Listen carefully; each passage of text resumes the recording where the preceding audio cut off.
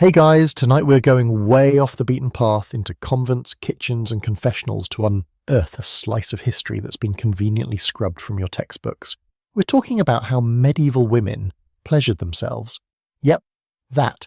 You probably won't survive this if you're expecting dusty lectures or polite euphemisms, because what we're about to unpack is messy, deeply human and whispered across centuries through scribbled margins and forbidden objects hidden under floorboards. So before you get comfortable, take a moment to like the video and subscribe, but only if you genuinely enjoy what I do here. And while you're at it, drop your city and the time you're tuning in, especially if it's past 1 AM. No judgment. Now dim the lights, maybe turn on a fan for that soft background hum, and let's ease into tonight's journey together. You're standing inside a stone cloister in the English countryside. It's late, the candlelight flickers, and you can almost hear the silence breathing through the cold hallway. This is a women's abbey, maybe 12th century, with carved arches and worn wooden doors. It smells like incense, parchment, and damp wool. Outside the world is chaos, plagues, war, patriarchy doing its hey thing, but in here there are rules, silence, discipline, chastity, but rules, as you're about to learn, are just invitations to secrecy. You follow the faint sound of laughter through the garden courtyard, and peek into a scriptorium where a group of nuns are copying texts by hand. One young woman, Juliana, glances up, eyes playful. She's supposed to be transcribing psalms, but tucked inside her manuscript is a fragment of Ovid's Ars Amatoria, a Roman text on the art of love. The margins are full of little doodles, vines curling like fingers, fruit split open in ways that make your brain stutter. And Juliana, she knows exactly what she's doing. See, even within the supposed sanctity of the convent, curiosity burns. These women, cloistered since girlhood, were human. They had bodies. They had desires.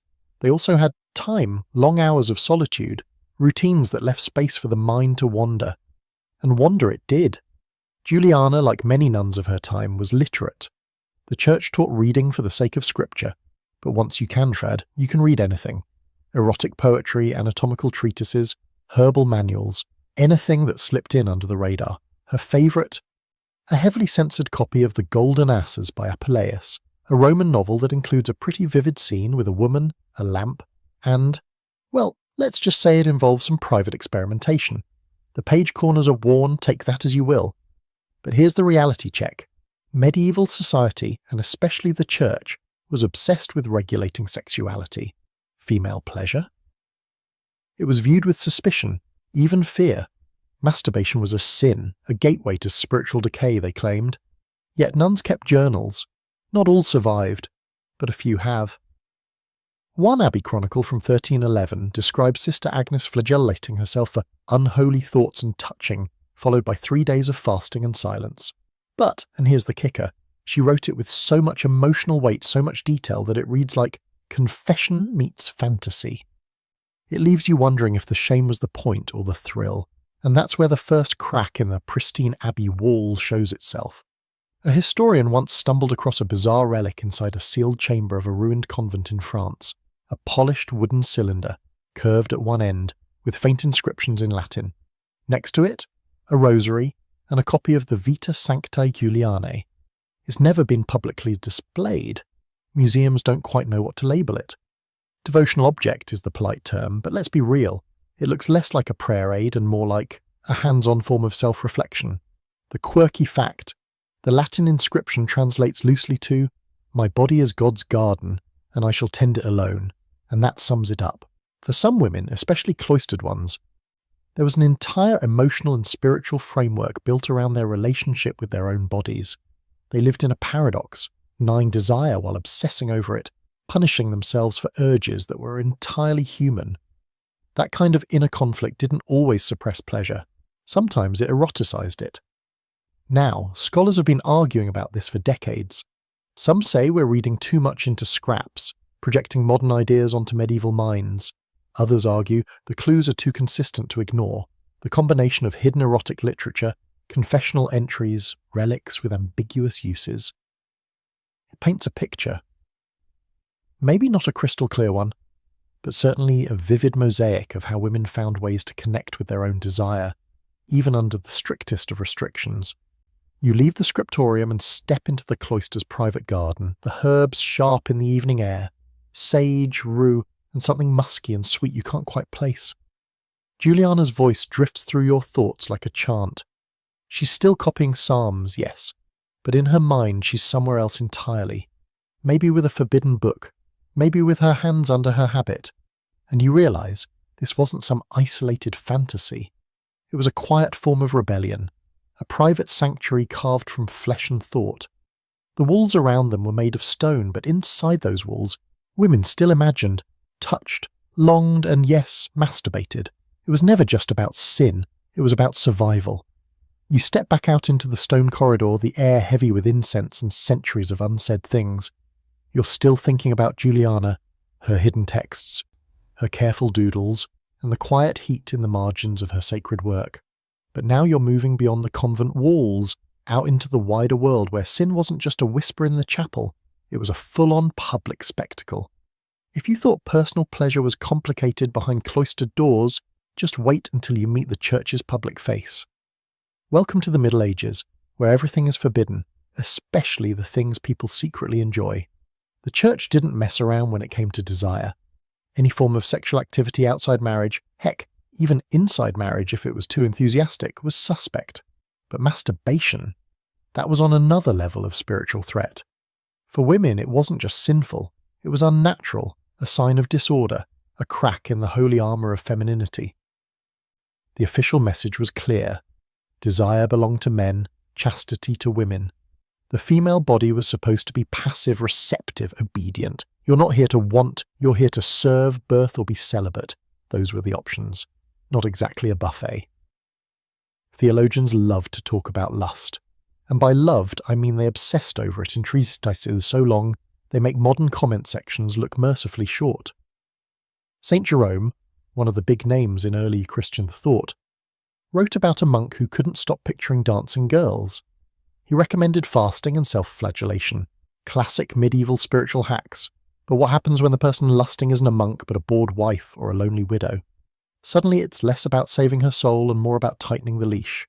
And here's where it gets deeply ironic. The church wrote so much about sin, describing it, warning against it, elaborating in loving detail what not to do, that they basically created a medieval sex ed manual by accident. It's like telling someone not to think of pink elephants and then acting shocked when they're suddenly surrounded by imaginary herds. One famous 13th century penitential manual, basically a priest's handbook for handing out punishments, lists female masturbation right alongside adultery and bestiality. The penance, fasting on bread and water for 40 days. But here's the twist.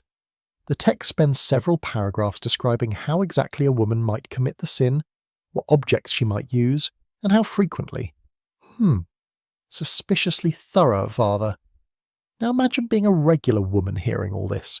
Maybe you're a teenager in a small village, or a merchant's wife, or a widow with your own home, a rare luxury. You go to confession and the priest starts asking very specific questions about what you do when you're alone. Even if you weren't doing anything before, now the ideas are floating in your head like smoke. That's not an accident. This is the part where we pause and bring in the quirky fact of the night. In the 14th century, there's a recorded case of a priest in Italy who became so obsessed with this with female confessionals that he eventually wrote a personal guide to detecting hidden sins. It included questions like, do your hands stray under your garments at night? And, have you ever placed pressure between your thighs while thinking of a man? This was less spiritual guidance and more softcore interrogation. He was eventually removed from his post for scandalous behaviour, though the record doesn't say whether he was punished or just transferred to a different parish, classic medieval HR. But here's where the debate kicks in. Were all these warnings and writings just projection? Did the church sincerely believe women were seething cauldrons of ungovernable lust? Or were they trying to create that belief to justify more control? Some scholars argue that the clergy's fixation on female desire had more to do with their own anxiety than anything real. Others say we underestimate how genuinely terrified medieval people were of bodies in general, women's especially. Menstruation, childbirth, arousal, all seen as messy, dangerous, and spiritually suspect. So if a woman enjoyed her body, even in private, she was breaking more than a rule, she was disrupting the natural order. Back in your mental time machine, you drift through a village square. It's market day. You hear gossip and laughter, chickens, the sharp smell of herbs and sweat. Among the bustle is a small wooden booth where confessions are heard every Sunday. A line of women waits. Some clutch rosaries, others look sheepish. You catch snippets of whispered regrets, envy, laziness, unclean thoughts, but no one dares say the word masturbation. It's too private, too wrapped in shame. Yet you know it's there, hanging in the air like incense, unspoken but deeply felt. You walk with one of them afterward. Her name is Aldith. She's a miller's daughter with rough hands and eyes that have seen more than her years should allow. She laughs easily, but there's tension under the surface. You ask her, carefully, if she ever feels tempted. She smirks. Tempted?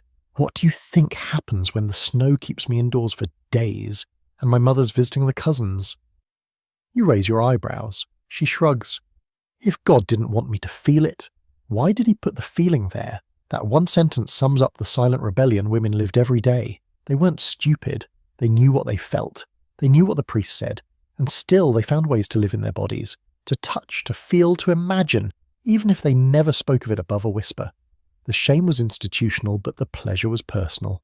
As you leave the village, the sun dips behind the hills, the church bells ring, calling people to prayer. You glance back at the little booth where sins were weighed and assigned penance.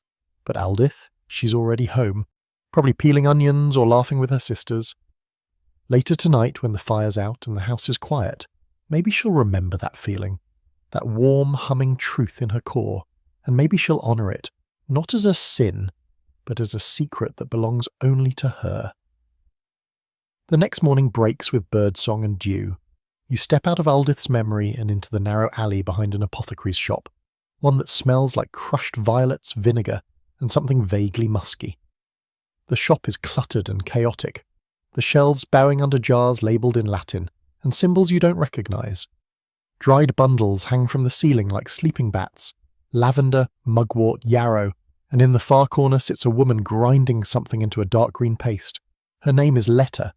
She's not a nun, not a priest, not anyone with formal power, and yet half the town visits her when they need things that they're too embarrassed to ask for at a church. Letta knows what women want, not just babies or relief from headaches or a way to hex an unfaithful husband. She knows about hunger, the kind that starts deep in the stomach and moves lower, burning slow. Most women don't even have the words to explain it, but they come in with flushed cheeks and awkward questions. What do I take to help me sleep? They ask, eyes averted. Something for the nerves. And Letta has something, she always does. One of her bestsellers is a blend of damiana, cloves, dried rose petals, and just a pinch of cantharides, aka Spanish fly, though no one calls it that out loud. Not because it's illegal, not yet, but because it works too well. One sip and your skin warms, a few drops under the tongue, and suddenly your body remembers it has layers, wants, throbs. Of course the dosage matters. Too much and it's dangerous, too little and it's just fancy tea. Letta's careful. She's watched women go home and come back glowing, a little less anxious, a little more awake. And here's the quirky fact of the day. Damiana, that unassuming little herb. It was used as an aphrodisiac all the way back to the Aztecs, but by the late medieval period, it had made its way into European herbals under vague terms like stirring of the womb or warming of the loins. One 15th century text describes it as a cordial most suitable for melancholic maidens, which, let's be honest, is just medieval speak for girls who needed a good time but had no outlet. Letta isn't operating in a vacuum.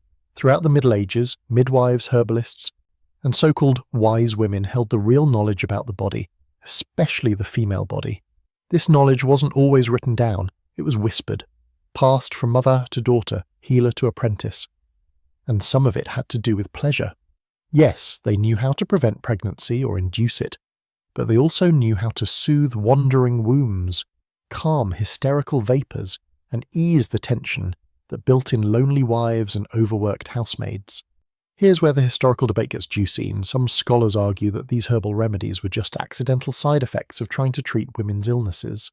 Others believe the women absolutely knew what they were doing, and that the terms used in old texts like renewing the spirit or restoring warmth to the belly were thinly veiled codes for stimulating arousal or even climax.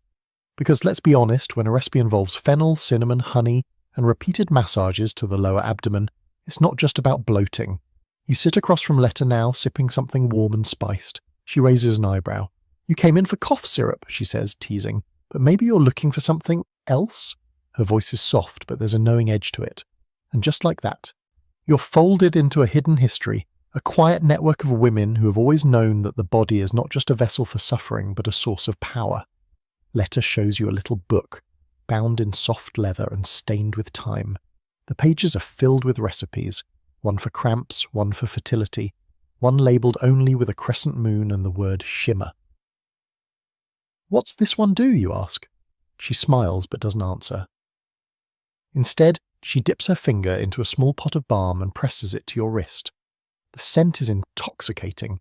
Amber, orange blossom, something darker. Your skin tingles. The room seems a little warmer now. This is the intimacy that's often forgotten when we talk about history. Not kings and wars and dusty treaties, but women, alone or together, seeking pleasure in coded ways, with herbs, with heated stones, with clever use of wool or carved objects passed from hand to hand under the cover of night.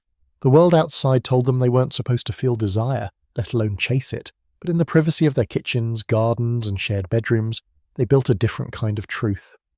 You thank Letta and leave with a small cloth-wrapped bundle, tied with the twine and secrecy. Outside, the village buzzes with mundane life, goats, gossip, muddy streets. But you carry something ancient and deeply subversive, knowledge that pleasure is not just possible, but yours to claim, and that other women centuries ago did the same. As you walk, the scent of herbs lingers on your skin. You think about the countless women who asked for sleep remedies or womb calmers, knowing full well what they were really getting, and you smile. Because history didn't erase them, it just whispered them into footnotes and shadows, but they're still here, in the scent of Damiana, in the sting of clove, in the curl of a knowing smile passed between women who always knew more than they were supposed to. And tonight, somewhere behind a shuttered window, another woman will light a candle, unwrap a bundle, and take her pleasure quietly, but not alone. You slip out of Letta's apothecary and find yourself drawn to the edge of the village, where the stone paths fade into grass and the trees begin to thicken. A winding trail leads you toward a small cottage tucked in the woods, almost swallowed by ivy. Inside lives a woman named Wolfhild, and no, she's not a healer or a nun, she's a weaver. But the moment you step into her home, you realise she might know just as much about the body as any herbalist. The air is warm, heavy with lanolin, dyed wool, and something faintly metallic, like hot stones after rain. You notice her tools, wooden spindles, soft fleece, woven swatches hanging from beams, and something else. A polished stone shaped strangely, suggestively. Wolfhild notices your glance and smirks without comment. Welcome to the world of practical ingenuity. Wolfhild lives alone, which is rare. Her husband died years ago, and she never remarried. The village whispers about her, mostly in tones dipped in envy and confusion. Some say she talks to trees, others say she makes charms with too much skill. But the most persistent rumour? That she's content, unbothered, or radiating a quiet satisfaction. And for women in the Middle Ages, that was practically witchcraft. She offers you a stool and some warm beer, and you watch her work the loom. Her hands move with a rhythm that feels almost hypnotic. Each tug and pull of the thread hums like a heartbeat. You ever feel it in your stomach? She asks suddenly, eyes still on her weaving. That ache? That low fire? You nod, unsure if she's asking metaphorically. She isn't. That's when she shows you her collection, not just tools for weaving, but for comfort, stimulation, and curiosity. A hollowed-out handle from an old spindle, smooth as riverstone. A curved piece of antler, worn at one end. A linen pouch filled with warming herbs meant to be heated by the fire and slipped under skirts. None of them are labelled, none are spoken of publicly, but they're all designed. Purposeful, clearly used. Here's the odd little historical tidbit. There are medieval inventories from some households, especially widows, that list personal objects without describing what they actually are. Sometimes they're called privates or women's tools, or even just wooden items of no value. But archaeologists have found a few such items preserved in peat bogs and under floorboards, and let's just say they're shaped in ways that leave very little to the imagination. Now, whether these objects were actually used for self-pleasure or had some other ritual or medicinal purpose. That's where the academic knives come out. Some scholars insist they were medical tools used to treat hysteria or encourage fertility. Others argue that if it walks like a dildo and hides like a dildo, it probably wasn't just for stirring porridge. The truth is likely somewhere in the middle, multi-use tools in a world that didn't allow women to admit what they wanted, even to themselves.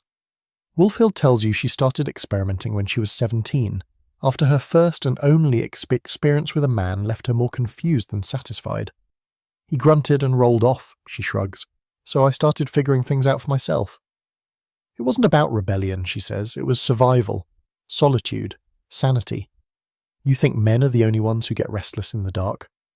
Her eyes glint with humour. You sit by the fire while she shows you how she warms the linen pouch in the ashes, then wraps it in a soft wool cloth to hold against her belly on cold nights. Sometimes it's just comfort, she murmurs. Other times it leads to something else. She doesn't elaborate, and you don't need her to. The room speaks for itself. Outside, owls call in the distance and the fire crackles softly. Wolfhild leans back, her face lit amber and gold. You can pray and still know your body, she says. They aren't enemies. They just don't speak the same language. And that right there is the line that breaks the centuries of silence. Because for all the church's fire and brimstone warnings and all the social controls layered onto women's bodies, the physical experience of pleasure was not erased. It was rerouted, repurposed, and sometimes hidden inside objects that, to the untrained eye, looked like nothing at all. Let's talk sensory detail because it mattered back then too. The texture of wool against bare skin warm from the fire, the pressure of a rounded wooden shape pressed between thighs under layers of linen. The scent of warm herbs, clove, fennel, and a trace of besan. These weren't just sensory details. They were the tools of survival for women whose lives were so often dictated by other people's rules. When pleasure couldn't be claimed publicly, it was carved in secret, into antler, stone, wood, and memory. The academic debate over these objects still rages on. Some historians downplay them as flukes, as misunderstood medical gear. Others lean into the idea that medieval women had a rich, if hidden, private life, where self-pleasure was known, practiced, and passed down in whispers. The fact that these objects have survived at all is enough to suggest they were treasured, hidden, and perhaps even mourned when lost. You thank Wolfhild and step out into the night. The air is cool now, but you feel a strange warmth that doesn't come from the fire. Maybe it's from knowing that even in the hardest eras, women found a way to reach themselves, through cloth and wood and stones that remembered the shape of joy. Maybe it's the realization that the tools of that joy were always in plain sight, just disguised as something else. The cottage behind you fades into the trees, but her words linger. You can pray and still know your body. That's the forgotten truth, not of rebellion or shame, but of quiet autonomy. Of women crafting pleasure with whatever they had, spindle handles, warming stones, or their own patient hands. You're not quite ready to leave the woods just yet. Something about Wolfhild's confidence, her calm acceptance of solitude and satisfaction, sticks with you like smoke in your clothes. But tonight, your path curves back toward the stone walls of another abbey, one far more ornate than Juliana's simple cloister. This one's wealthier, positioned near a bustling trade route, its gardens lush and carefully trimmed, the windows set with coloured glass that catches the moonlight like sapphires and garnets. Inside, the air smells of rosewater, beeswax, and the subtle mildew of time. Here, behind the veil of discipline and daily prayer, women were writing things they weren't supposed to feel, let alone confess. In this particular abbey lived a nun named Gisela. Her writings didn't survive officially, no gold-leaf manuscript on display in a national archive. But fragments of her journal were discovered decades ago inside the hollow spine of a crumbling psalter, stuffed there like a guilty note. The parchment is faded, torn, water-damaged, but still legible in places, and what it reveals? Let's just say it's not all Ave Marias.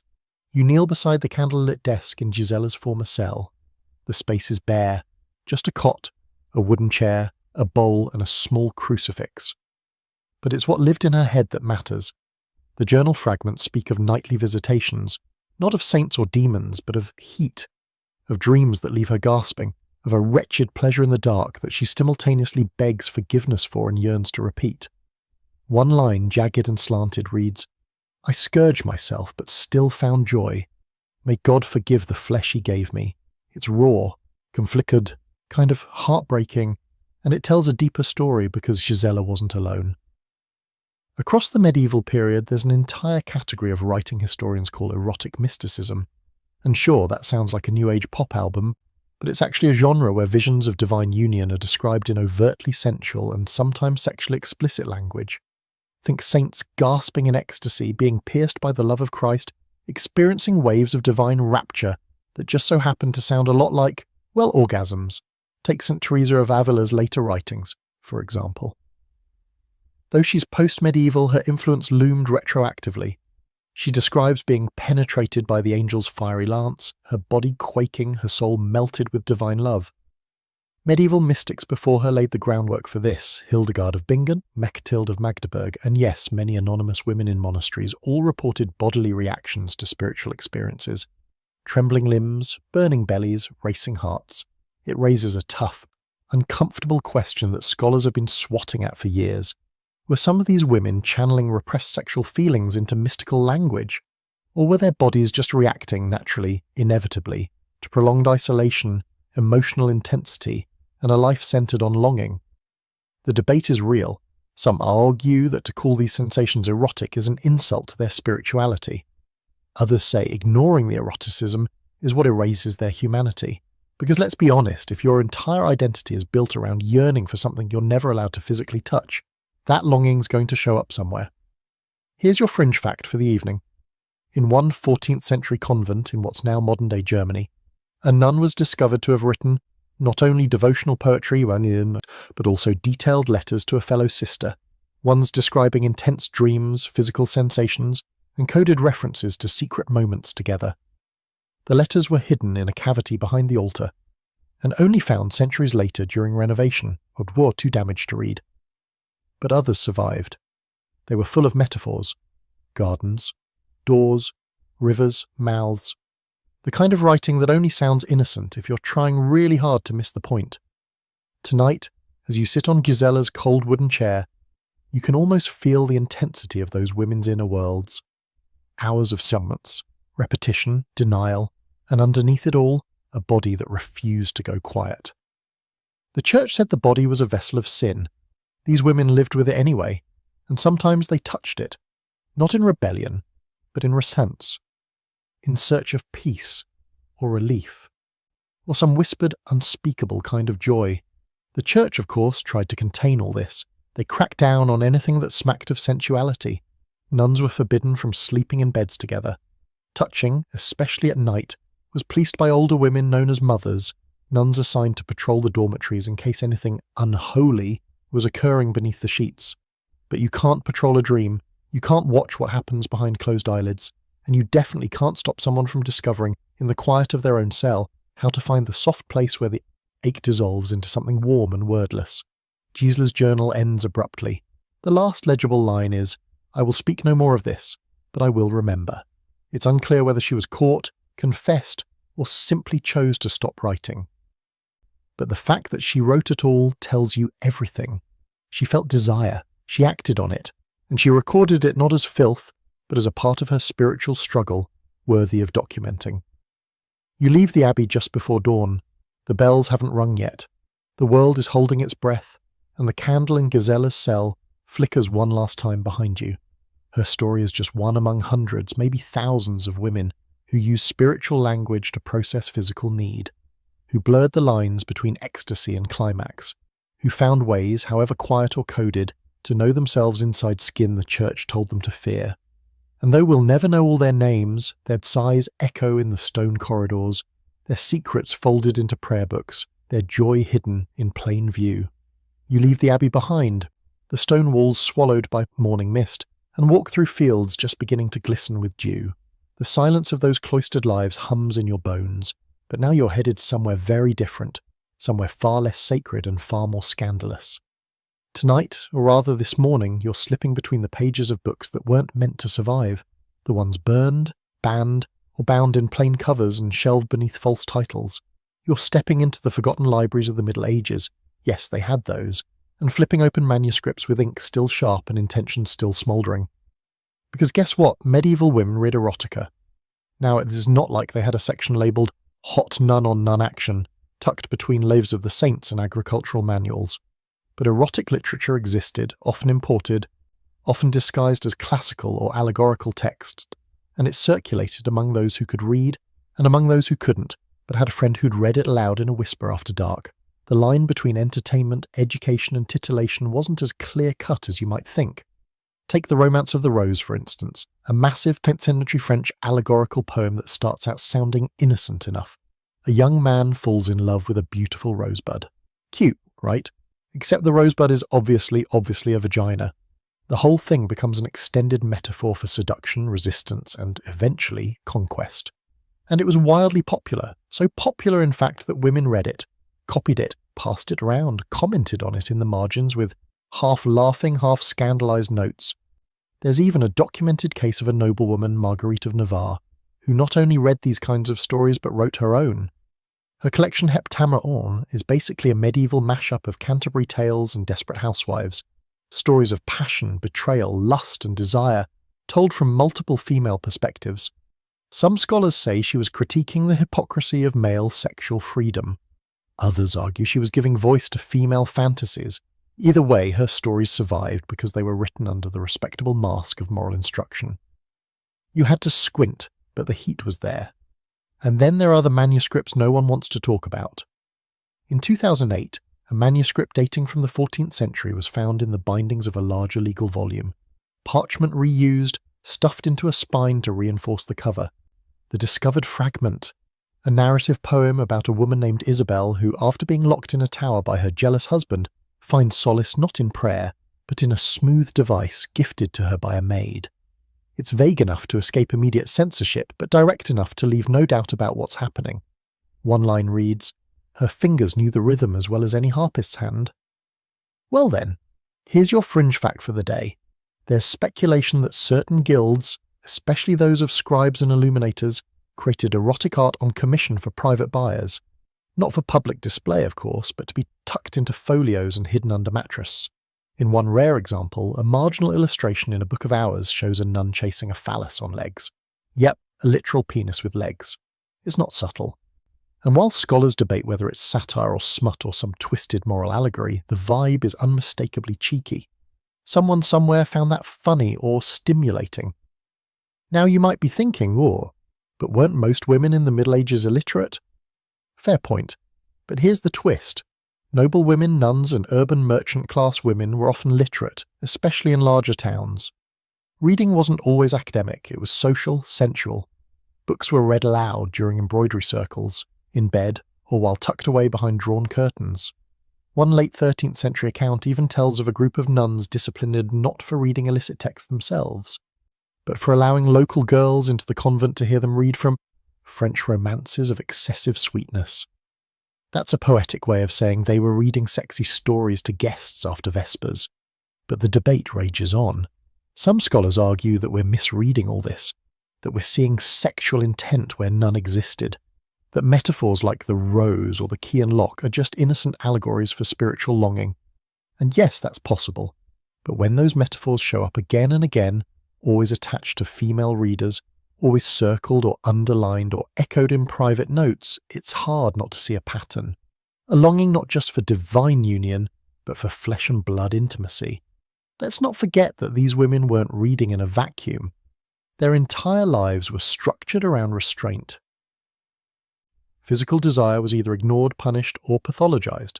So when a story came along that even hinted at satisfaction, however veiled, it landed like a lit match on the dry straw. Imagine it. You're a widower with no husband to scold you, sitting in your candle-lit chamber, the curtains drawn. You open a book gifted by your cousin in Bruges. It's handwritten, carefully illustrated, and smells faintly of cloves and old leather. You turn the pages slowly. The story is about a woman, trapped, tempted, torn between duty and longing. And then, tucked inside a folded scrap, a hand-copied poem in French. She touched where no eyes dared to stray, and in the dark she found her day.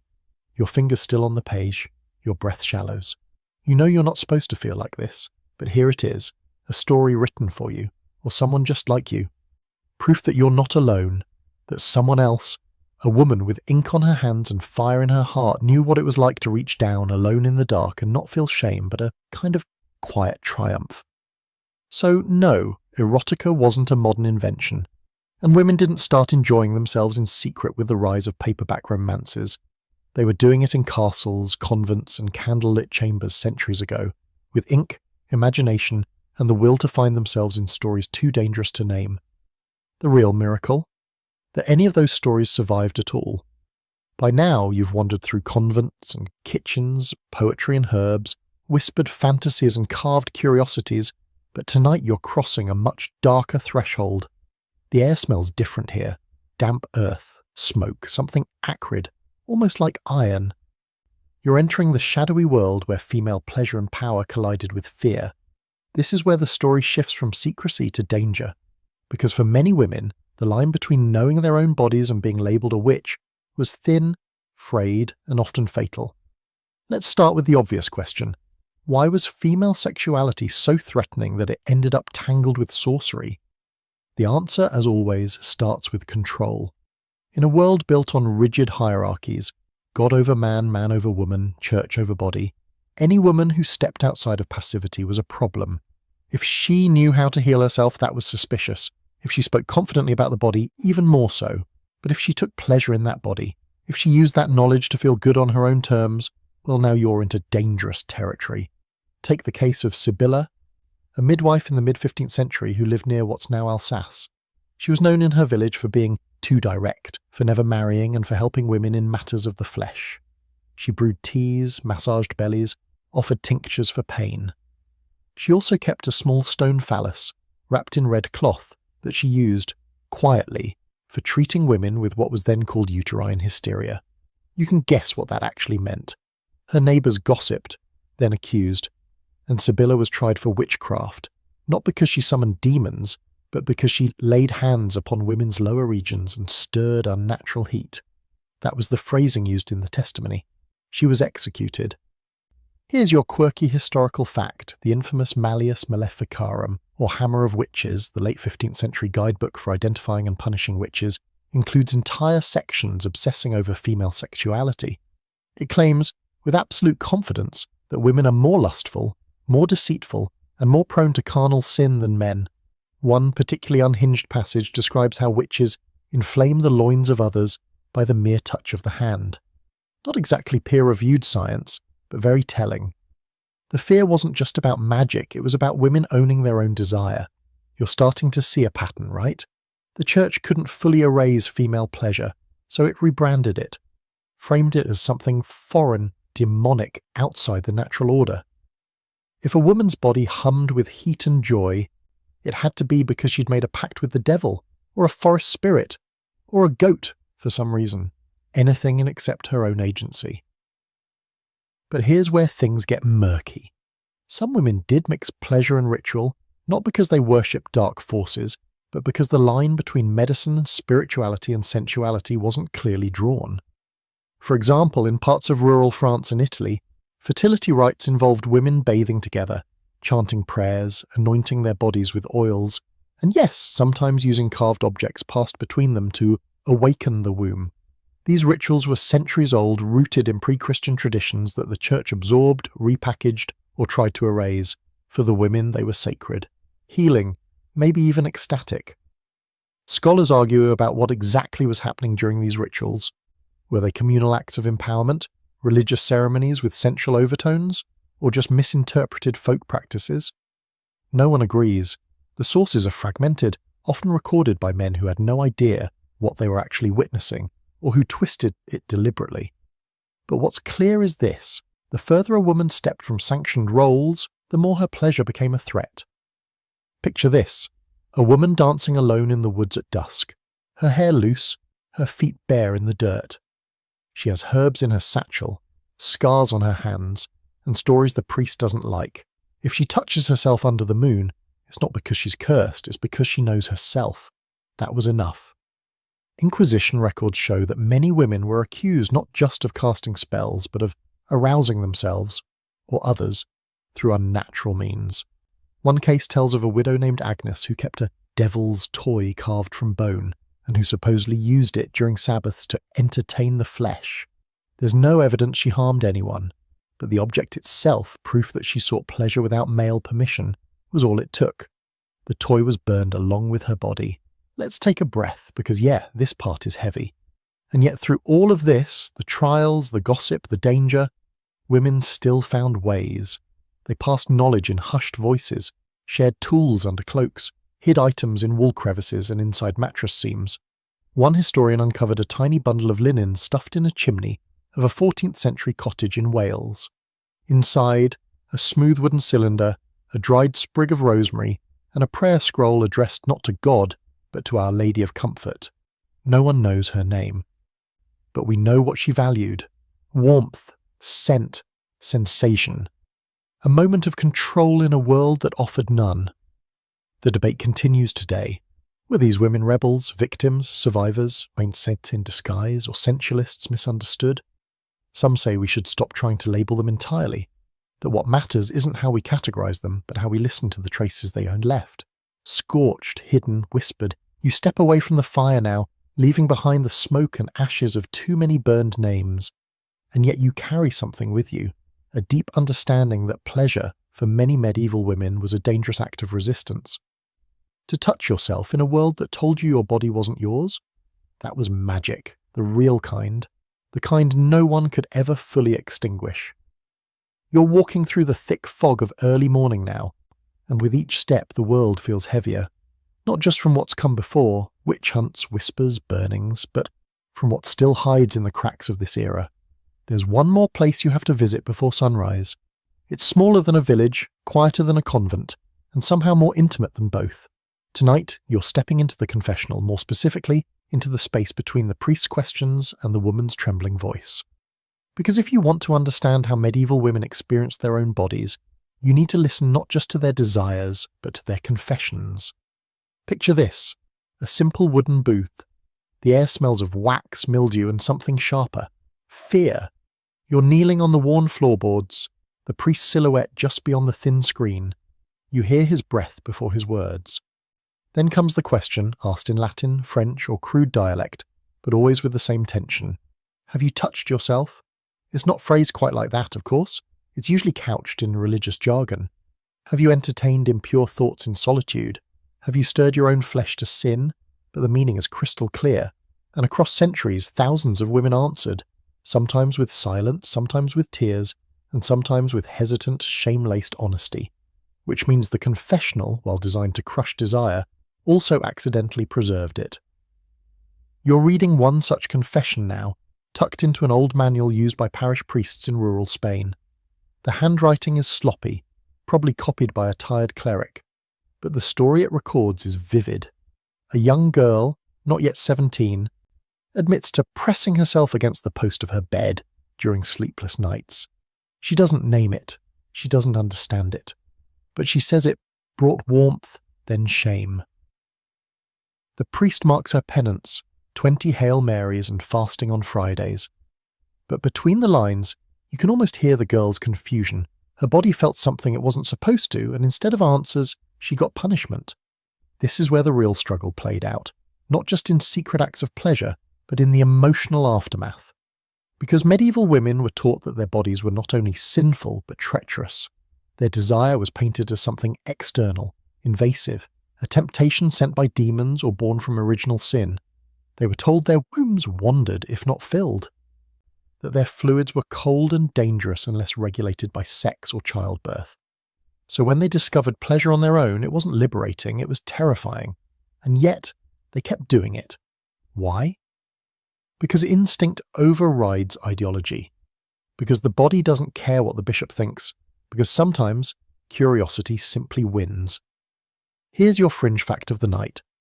In a 13th century penitential guide from Flanders, priests are instructed to probe gently when questioning women, to avoid arousing further sin through the inquiry itself, which is medieval code for don't get too detailed or you might give them ideas. The absurdity, of course, is that the very act of grilling someone about their masturbation habits is going to put the idea front and centre. It's like telling someone not to imagine a naked saint, They're going to picture a naked saint, probably in detail, but the confessional wasn't just a site of punishment, it was also a twisted kind of catharsis. For many women, it was the only place they could speak of what they felt, even if it came with shame, even if it led to fasting, lashes, or isolation. At least they could say it out loud. There's a kind of relief in naming the thing, even if you whisper it through tears. You pause your walk now, finding yourself inside a small stone chapel on the edge of a crumbling town. The pews are empty, the air still. You sit in the dark, imagining the thousands of voices that pass through these walls, all speaking the same forbidden truths in different dialects. A peasant girl from a nearby farm who rubbed against the churn and wept after. A young noblewoman who confessed to dreams that left her soaked and shivering. A nun who admitted to restless nights and wandering hands, only to be moved to another abbey entirely. These weren't isolated moments. They were patterns, echoes, a quiet chorus of bodies longing to be heard, even as they were taught to be silent. And here's the kicker. Most priests didn't know what to do with these confessions. Some assigned harsh penance, some brushed it off, and some wrote it down, not out of compassion, but fascination. Some even kept sin diaries, cataloguing the most lurid confessions. One such record, kept by a priest in 14th century Florence, included entries like, "A girl of 14 is frequent self-defilement using candle stubs," and "A woman of 35 admits to using the base of a crucifix." The tone is clinical, detached, but the fact that he recorded it again and again suggests something more than concern, maybe curiosity, maybe projection, maybe both. The scholarly debate here is messy. Some historians argue that we overinterpret these confessions, that the Church's obsession with sin doesn't reflect what people actually did, just what authorities feared. Others counter that the consistency of these records proves a lived reality. Women were masturbating as frequently, desperately, despite the shame, despite the risk, and why wouldn't they? Pleasure was one of the few things they could experience that wasn't dictated by a man. You didn't need permission, you didn't need a husband, or a priest, or a social position. Just a quiet moment, a hidden corner and a little imagination. Maybe a piece of smooth wood or the edge of a bed. Maybe nothing at all. Back in the chapel, you trace your fingers over the stone floor, worn smooth by centuries of knees and secrets. You imagine the last woman who knelt here. She might have been praying for forgiveness. Or maybe just for understanding. Maybe she whispered her confession through the screen, heart pounding, hoping the priest wouldn't hear the real weight in her voice. And maybe, once she'd said it, she went home and did it again, not because she was wicked, but because she was human. The sun's climbing now, turning the sky from grey to gold as you leave the chapel behind. It's still early, but you feel like you've lived a dozen lives already. Juliana and Gisela, Wulfhild and Aldith, their secret heavy in your pockets. But now it's time to step beyond the hearth and the abbey walls to where dust clings to your hem and blisters bloom on your feet. You're going on pilgrimage, not just in the spiritual sense, but in the deeply human one. Because medieval women didn't just travel for relics or redemption. Sometimes they walked hundreds of miles just to feel something they weren't allowed to name. Pilgrimage on the surface was a sacred journey, a long trek to a holy site undertaken to earn spiritual merit or atone for sin. And for women, it was one of the only socially acceptable reasons to leave home, move through the world alone, and brush up against strangers without raising suspicion. In theory, these journeys were about prayer and humility. In practice, they offered something far less pious and far more tantalizing: freedom, anonymity, the kind of solitude that lets the mind and hands wander. You're walking beside a young widow named Marjorie. She's headed for the shrine of St. Thomas Becket, a long and dusty trip from her home in Devon. She's grieving, or so she says, but as the road stretches behind her, she admits that she's also just curious. "I want to know what I'm made of," she tells you, eyes bright under her travel hood. "I've spent my life being touched. I wonder what it's like to touch myself." It sounds simple, but in her world, it's radical. You camp that night near a roadside inn, the stars blinking through the smoke of other pilgrims' fires. Marjorie rolls her cloak into a pillow and lies back with a content sigh. "I dream more now that I'm alone," she murmurs. "Not all of them are holy." She grins at the sky like it's in on the joke. She's not ashamed. Not exactly. But there's a thrill in the secrecy and a strange permission that comes from being just another face among many. And she's not the only one. Historical records tell us that women on pilgrimage often formed brief, intense bonds, sisters in walking, praying, and sometimes sinning. They shared food, shared blankets, shared stories that would have earned them lashes back home. And more than a few of those stories included confessions of heat that rose between thighs after long days on foot. One account from a 15th century Italian priest complains about wayward women pilgrims who lay alone too long and allowed their idle thoughts to breed devilish desires. He was scandalized, but also weirdly specific. Makes you wonder what he really saw or imagined. Here's your quirky historical footnote. At some shrines, vendors sold wax offerings shaped like body parts: hands, feet, hearts, and yes, genitals. Officially, these were offerings for healing, symbolic representations of ailments to be cured by the saint. But sometimes the wax figures were oddly exaggerated in detail. One particularly well-preserved example from a French site shows a pair of female legs, spread with something disturbingly lifelike nestled between them. It's been labelled anatomical offering, but the imagination fills in the rest. So what's the debate here? It's all about intent. Were these women acting out quiet rebellions through sacred ritual, or were these just strange little coincidences in a deeply symbolic world? Some historians argue that we're looking at medieval people through a modern lens, that we're reading sex into everything because we think about it constantly. Others point to the frequency, the consistency, and the sheer specificity of some of these records and say, come on, there's no way they didn't know what they were doing. You lean toward the latter, don't you? Let's say you're a woman with a life mapped out since birth. Marriage, childbirth, hard work, silence, and then, for once, you're alone. You walk for days, your body sore, raw, real. You feel it again in a way you haven't since girlhood. The curve of your hip as you wash in a stream. The pulse between your legs after miles of stepping over rocks and roots. You find yourself slipping a hand beneath your shift one night just to touch the ache that's grown there. It's not sinful, it's not even deliberate, it's instinctual. Your fingers know more than you do. Marjorie tells you she's brought something with her, a small cloth-wrapped stone smooth from river water that she keeps tucked in her bag. Helps with back pain, she says with a wink. But later that night, when the camp is quiet and only the insects hum, you hear the softest sound from where she lies, a slow, barely audible breath, drawn through teeth, a whisper of movement. She's tending to herself, in the dark, on a holy road.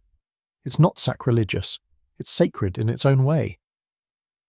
Pilgrimage offered women like Marjorie space to explore themselves, both spiritually and physically. It gave them time, distance, and a reprieve from constant surveillance, and for many that freedom translated directly into the body. Touching themselves wasn't always about lust. Sometimes it was about finding the edges of their own skin, reclaiming sensation in a world that expected them to go numb. And let's not forget the shrines themselves. While official church doctrine tried to keep things clean and orderly, many pilgrimage sites developed reputations for being less than wholesome. There are accounts of excessive devotion, pilgrims fainting or writhing at the feet of saints, sometimes in what we would now recognize as states of religious ecstasy. And sure, some of that was genuine awe, but some of it looked suspiciously like physical release, especially when the stories started surfacing about women who recovered from hysteria after visiting particular altars and bathing in certain holy wells. Imagine that, travelling halfway across the country, offering a wax vulva to a saint, bathing in sacred spring water, and then lying in the dark, stroking away the years of silence and shame. If that's not spiritual healing, what is? You continue walking beside Marjorie, the road dusty beneath your feet and the horizon shimmering with light. She's humming now, low and steady, her fingers grazing the strap of her satchel. You don't ask her what she's thinking, you already know. She found herself somewhere along this road, not in a shrine or a sermon, but in the heat of her own hand, in the dream she didn't confess, in the stone that fits just right, and she's not going back. The road continues, winding past scumsus and hedgerows and low stone fences, till the spires of another town rise in the haze ahead. You've travelled far by now, through cloisters and kitchens, fields and firelight, but as you approach the town square, something shifts. This place smells of burnt sugar, wet leather, and politics. It's louder, full of trade and tension, and you can feel eyes watching from behind shutters. This is a town caught between sin and salvation, and at the centre of it all stands the towering figure of St. Agnes, carved in pale stone, her expression frozen somewhere between agony and rapture. Tonight, you're walking the blurred line between sainthood, sin, and sensuality. Because medieval women weren't just imagining pleasure in secret, they were witnessing it in their saints. The divine and the erotic weren't always opposites. Sometimes they shared a bed. It sounds wild, but hear this. Countless hagiographies, those are the official lives of the saints, contain descriptions that sound more like feverish love letters than holy biographies. Female saints, in particular, are often described experiencing physical ecstasy. They swoon, they shudder. They fall to the floor in tears, trembling with what the texts call divine joy.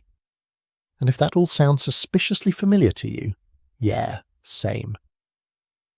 Take St. Catherine of Siena, a 14th century mystic, deeply revered, canonized within a century of her death.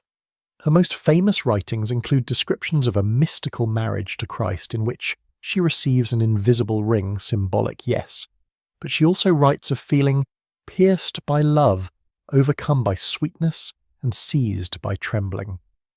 Her confessor describes her lying still for hours, her face flushed, her breathing shallow. It was called holiness. But let's be real, if that same scene were written in a modern novel, it would come with a steamy warning, even more striking as St. Teresa of Avila, though yes, she technically lived after the medieval period.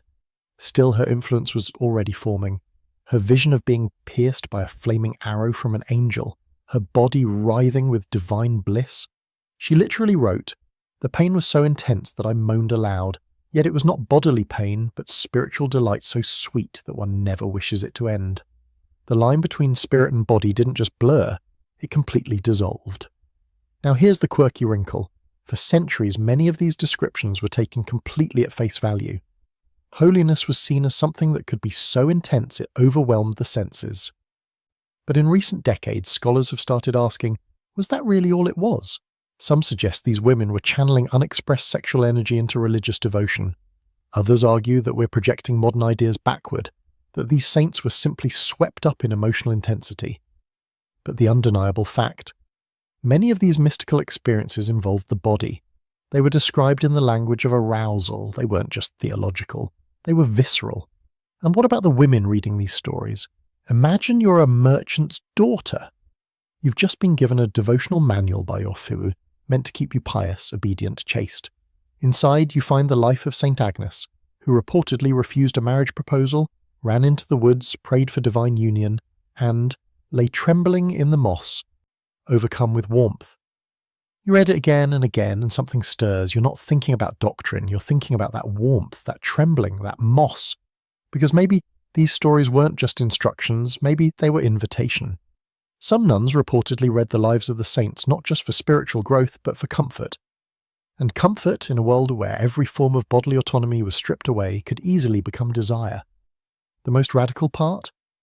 In those rare moments when a woman's physical longing was framed as mystical, it was respected, even venerated. No one questioned St. Teresa's gasps, or Hildegard's visions, or Mechtild's burning belly. So maybe, just maybe, women started folding their real flesh and blood longing into the language of the divine, not to deceive, but to survive. And here's where it gets even more fascinating. There are documented cases, scattered, half erased, of women performing rituals in front of saintly icons that look suspiciously sensual. Candles placed between thighs, prayers whispered, with hands pressed low. A priest in Cologne wrote a furious sermon about women who fell into raptures before the Virgin's altar and touched themselves in their robes, claiming to feel divine warmth. He tried to ban the practice, but it kept happening, which leads to the big scholarly debate. Were these women faking religious ecstasy to experience pleasure without punishment, or were they genuinely feeling something that was both sacred and sensual? Some historians argue that we're trying too hard to separate the two, that in the medieval mind, spiritual and bodily experiences weren't always at odds. A woman didn't have to choose between the bedroom and the chapel. Sometimes they overlapped. You wander the edge of the town square now, watching the bustle slow as dusk approaches. You pass a candlemaker's shop where a young woman stacks moulds shaped like hands and hearts, but also other suggestive forms. One could be a limb, or something more private. She catches your eye, smirks, and doesn't explain. She doesn't need to. There's a quiet understanding there. Back at the shrine of St. Agnes, a line has formed. Women of all ages kneel at her feet, praying. Some sob, some smile, some sit perfectly still. One woman leans forward, places her forehead against the cold marble, and stays there a little too long.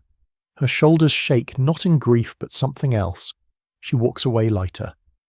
This is the space medieval women carved out for themselves, between the holy and the hungry, a place where they could long reach, tremble, and still be seen as good, faithful, worthy. They knew the rules, and they found the cracks.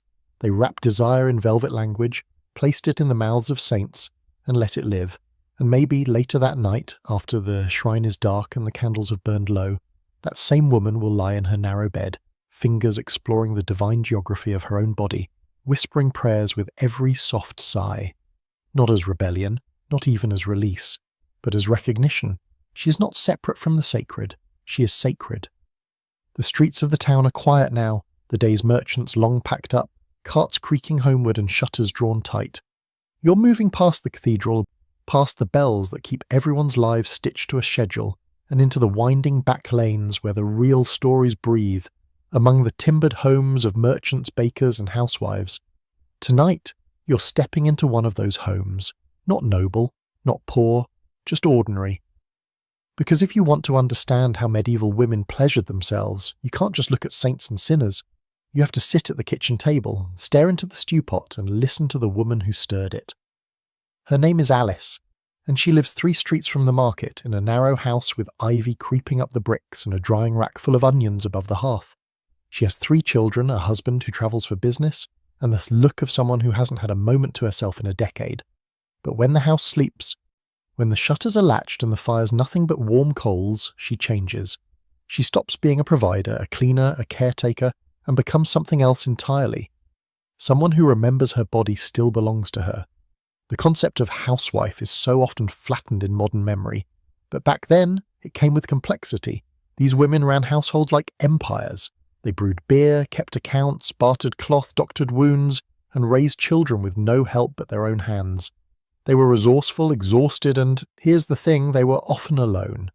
Alone during the day while the men worked the fields, alone during long business trips, alone in the long silent hours of a snowed-in night. And where there is solitude, desire is never far behind. Alice doesn't say much. She doesn't have to. You see it in the way she straightens the linen on the bed when no one's watching, how she places the oil lamp in just the right corner to cast a gentle, warming glow. She tells you her favourite time of year is early spring, not because of the weather, but because of the privacy. With the kids helping outside and her husband at the port, the afternoons are hers.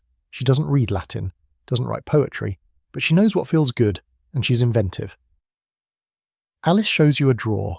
Inside, small scraps of softened leather, a rounded bit of driftwood, polished smooth by river water, a pouch of dried lavender mixed with chamomile and a whisper of mint. Helps with nerves, she says, though her smirk says otherwise. These aren't tools of rebellion. They are tools of survival. Little rituals for the body when the world demands too much from it. Here's your fringe fact for the evening. In some medieval marriage handbooks, yes, those existed, there are entire chapters devoted to how women should endure sex with their husbands. Not enjoy, endure. Yet between the lines, advice sneaks through. Prepare the bed with warmth and oils, one 14th century guide advises. Let her recline gently and breathe deeply, for her pleasure quickens her womb. That last part, if you caught it, is the loophole. If a woman's enjoyment was seen as helpful to fertility, then suddenly it was permissible, even encouraged. So Alice plays along. When she touches herself at night, she sometimes tells herself it's medicinal, preventative, necessary. She doesn't need a scholar's footnote to justify it, but she's savvy enough to use one if she ever got caught. Keeps the blood from going sour, she jokes, and it's quicker than waiting for God to answer a prayer. Outside, the wind stirs the shutters, and a soft creak echoes through the rafters. Inside, Alice has settled under her wool blanket, one hand wrapped around a warmed pouch of herbs, the other drifting with purpose. She's not hiding from herself. Not anymore. Let's pause here because this is the part of the story that rarely makes it into history books. Most of what we know about medieval female pleasure comes from religious documents, medical texts, or accusations, basically men's commentary on women. But Alice's story isn't in any record. It's preserved in the smoothness of her driftwood, the faint perfume in her drawers, the muscle memory in her fingertips. You can't archive that, but it's real, and it challenges the narrative. This wasn't about sin, or scandal, or even escape. It was about returning to the body after a day of serving others, returning to sensation after silence, returning to a version of herself that didn't ask for permission. Scholars have debated whether peasant and merchant class women had time or space for self-pleasure. They were too busy, some argue, too constrained by duty. But that argument forgets one thing: even the busiest lives have cracks, slivers of time when no one's watching, when the house is still. And in those moments the body whispers. Alice listens. She tells you softly that she first discovered pleasure as a girl accidentally during a bath. The way the water moved, the way the heat pooled low in her belly, it startled her. She thought she'd done something wrong. She didn't tell her mother, but she remembered. Later she learned to chase that feeling. Not often, not obsessively, but just enough to remind herself she was alive. It wasn't until years later, after childbirth and years of marriage, that she needed it again. This time not out of curiosity, but out of survival, to feel herself again beneath the layers of obligation. So now, when the chance comes, she lets her hands wander. She knows what makes her body sing, and when she finishes, she breathes, not in guilt, not in fear, but in relief, in reclamation. This is the version of history no one teaches you, the one without martyrdom or miracle, just a woman in a small town in a small bed, remembering what it feels like to belong to herself. A woman who doesn't need Latin or liturgy to justify her pleasure. She just needs time, and when she gets it, she takes it. It's near midnight now, and the hearth fire in Alice's house has burned down to a soft red glow. You slip out quietly, leaving behind the scent of mint and smoke and the gentle breath of someone who has finally claimed a sliver of rest. The streets are empty, slick with dew, and the town feels like it's holding its breath. But you're not headed home just yet. There's one more door waiting to open tonight, and behind it lies a different kind of power, one practiced with clean hands, sharp tools, and ancient knowledge. The midwife's domain. You find her in a house that doesn't quite look like a home. There's no family bustling around, no husband warming his feet by the fire. Just shelves, crates, jars.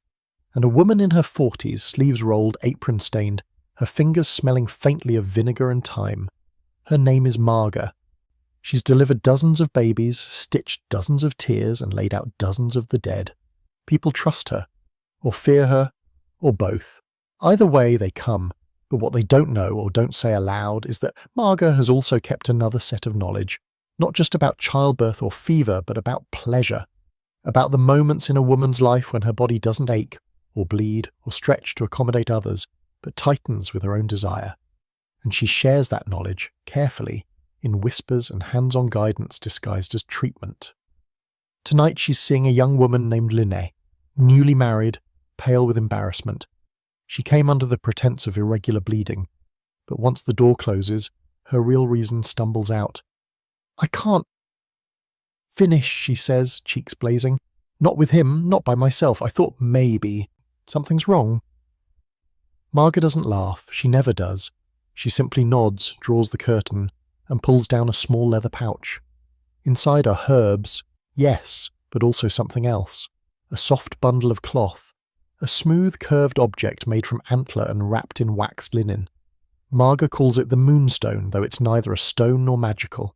What it is, however, is tried and true. "Let me show you how to listen," she says gently, "and your body will speak." This, right here, is the hidden legacy midwives carried, decapitated beyond blood and bone. They weren't just healers. They were keepers of erotic anatomy.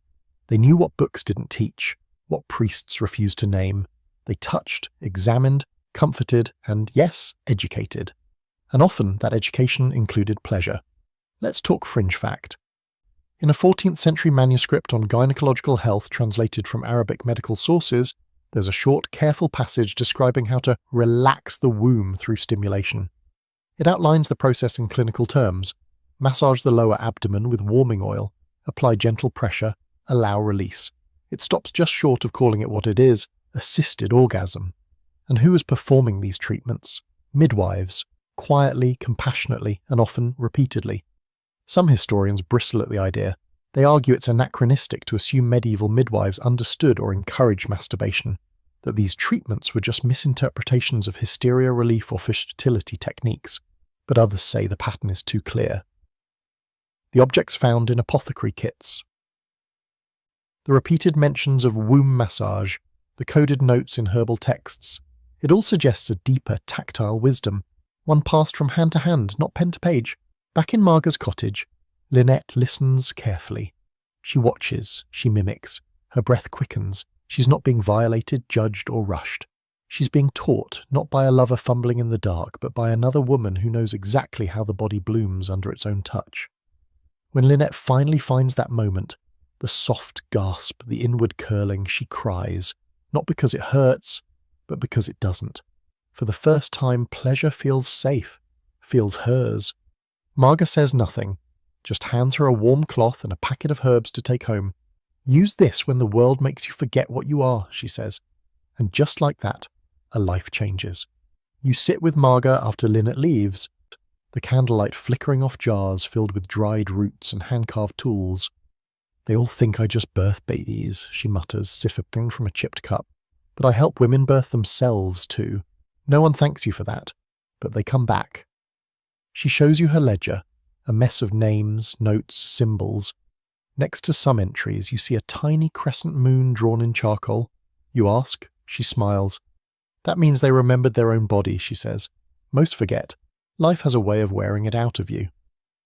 There's no official record of this side of midwifery. No sanctioned scrolls.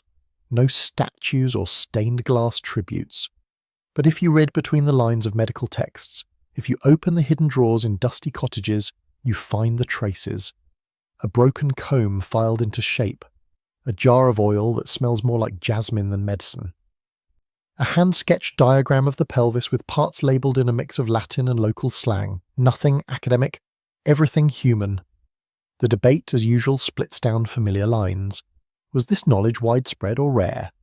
Did women like Marga share openly or only with those desperate enough to ask? We may never know, but the very fact that such knowledge existed, rooted in care, in empathy, in bodily autonomy, is proof of something powerful, something enduring. Marga tells you she once treated a noblewoman who travelled 2 days in secret to find her. She said she hadn't felt anything in 5 years, Marga recalls, not even when she tried, not even in her dreams. By the time she left, she was humming under her breath. You leave Marga's house just before dawn. The air has that peculiar weight it gets right before a storm, dense, charged. Ready to break, you know you've just witnessed something horrid, no less so for being entirely unsanctioned. A passing on of knowledge not recorded in ink but in sensation, in trust, in the fingertips of women who had no books but knew the shape of pleasure better than any scholar ever would. And somewhere across the town, Lynette lies awake in her marital bed, one hand wrapped in cloth, the other pressed low, discovering that she is not broken after all, that there is nothing sinful about knowing herself, that she doesn't need a priest's pardon to feel whole, she just needed someone to show her the way back. You're walking again, this time down a muddy path that weaves out of town and into the edge of the woods, where everything feels a little more ancient, a little less watched. The trees hang close here like gossiping neighbours. Moss covers everything that doesn't move and even some things that do. You're headed towards something unspoken, something left out of most official records, but very much present in the lives of medieval women. Because now, it's time to talk about the object that everyone pretended didn't exist, even as it passed from hand to hand in the dark, the dildo. Yes, that one. Let's just say it plainly. You may think of the dildo as a modern invention, rubber, silicone, electric, but the idea of using a shaped object for personal stimulation is far older than plastic and power cords. In fact, the word itself dates back to at least the early modern period, with roots possibly tied to Italian diletto, delight, or even the Old English dilden, a term for thrusting. But the thing itself, that existed long before anyone wrote a polite word for it. You find yourself now inside a stone cottage near the woods, candles flickering against the soot-stained walls. The woman who lives here, Ideni, is a widow in her 50s, quiet, sharp-eyed, known in her village for being odd but useful. She grows rare herbs, sells eggs, carves spoons, and among her collection of wooden trinkets and polished tools is something not quite shaped like a spoon. It sits in a box beneath her bed, wrapped in wool and smelling faintly of beeswax. She doesn't show it off, but she doesn't hide it either. Not when she sees you've come to understand. It's pine, she tells you, smoothed for years. Wasn't always for this, but things evolve. It's not anatomically precise, no detailing, no flair, but it's shaped for purpose and it's seen use. She oils it now and then, keeps it wrapped, cleans it carefully. Some say it's sinful, she mutters, but those are usually people who don't know what to do with themselves in the dark. She chuckles, but there's history in her voice, long nights, long marriages, longer silences.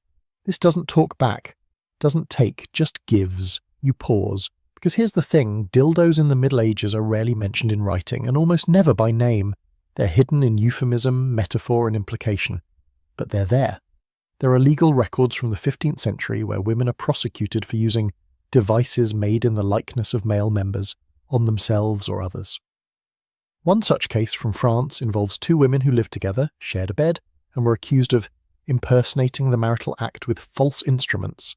The object was seized, described in court as wooden, warmed, and indecently shaped. The women were punished. The object burned. So yes, they existed. They were feared, and they were used. Your quirky historical footnote for the night.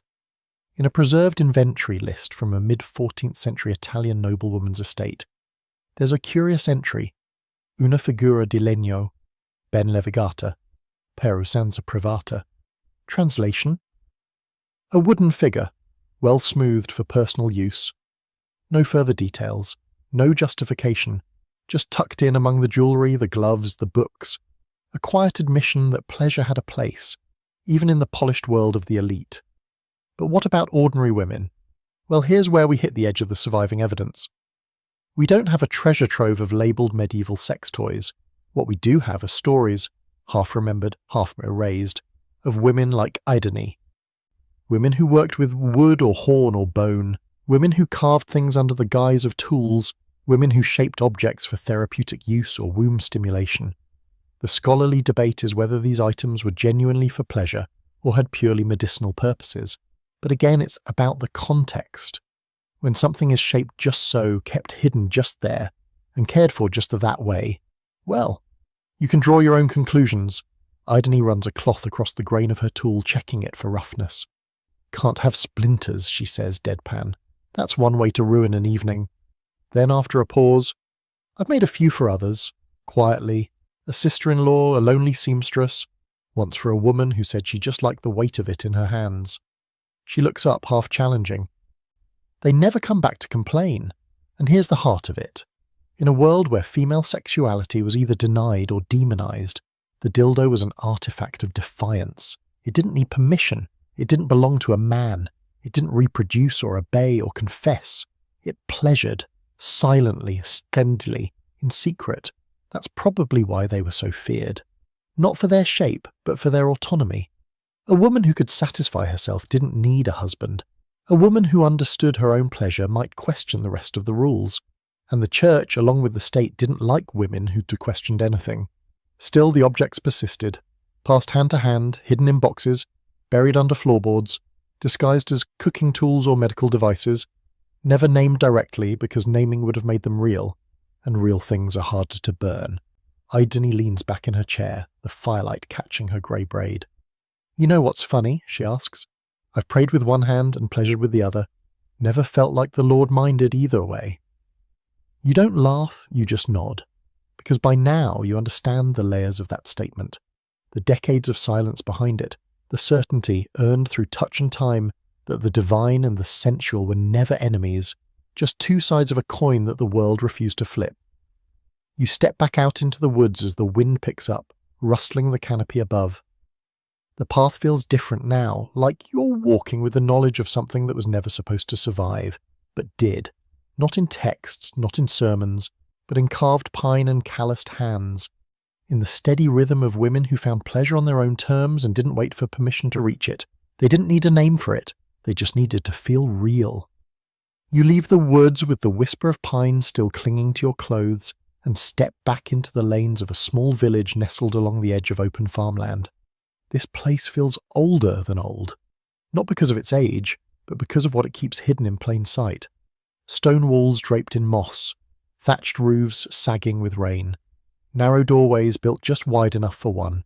You're here not for a person this time, but an object, or more accurately a pattern, woven across the tapestries that hang in homes, abbeys and halls. Tonight you're staring at the threads, because sometimes history doesn't whisper, it weaves.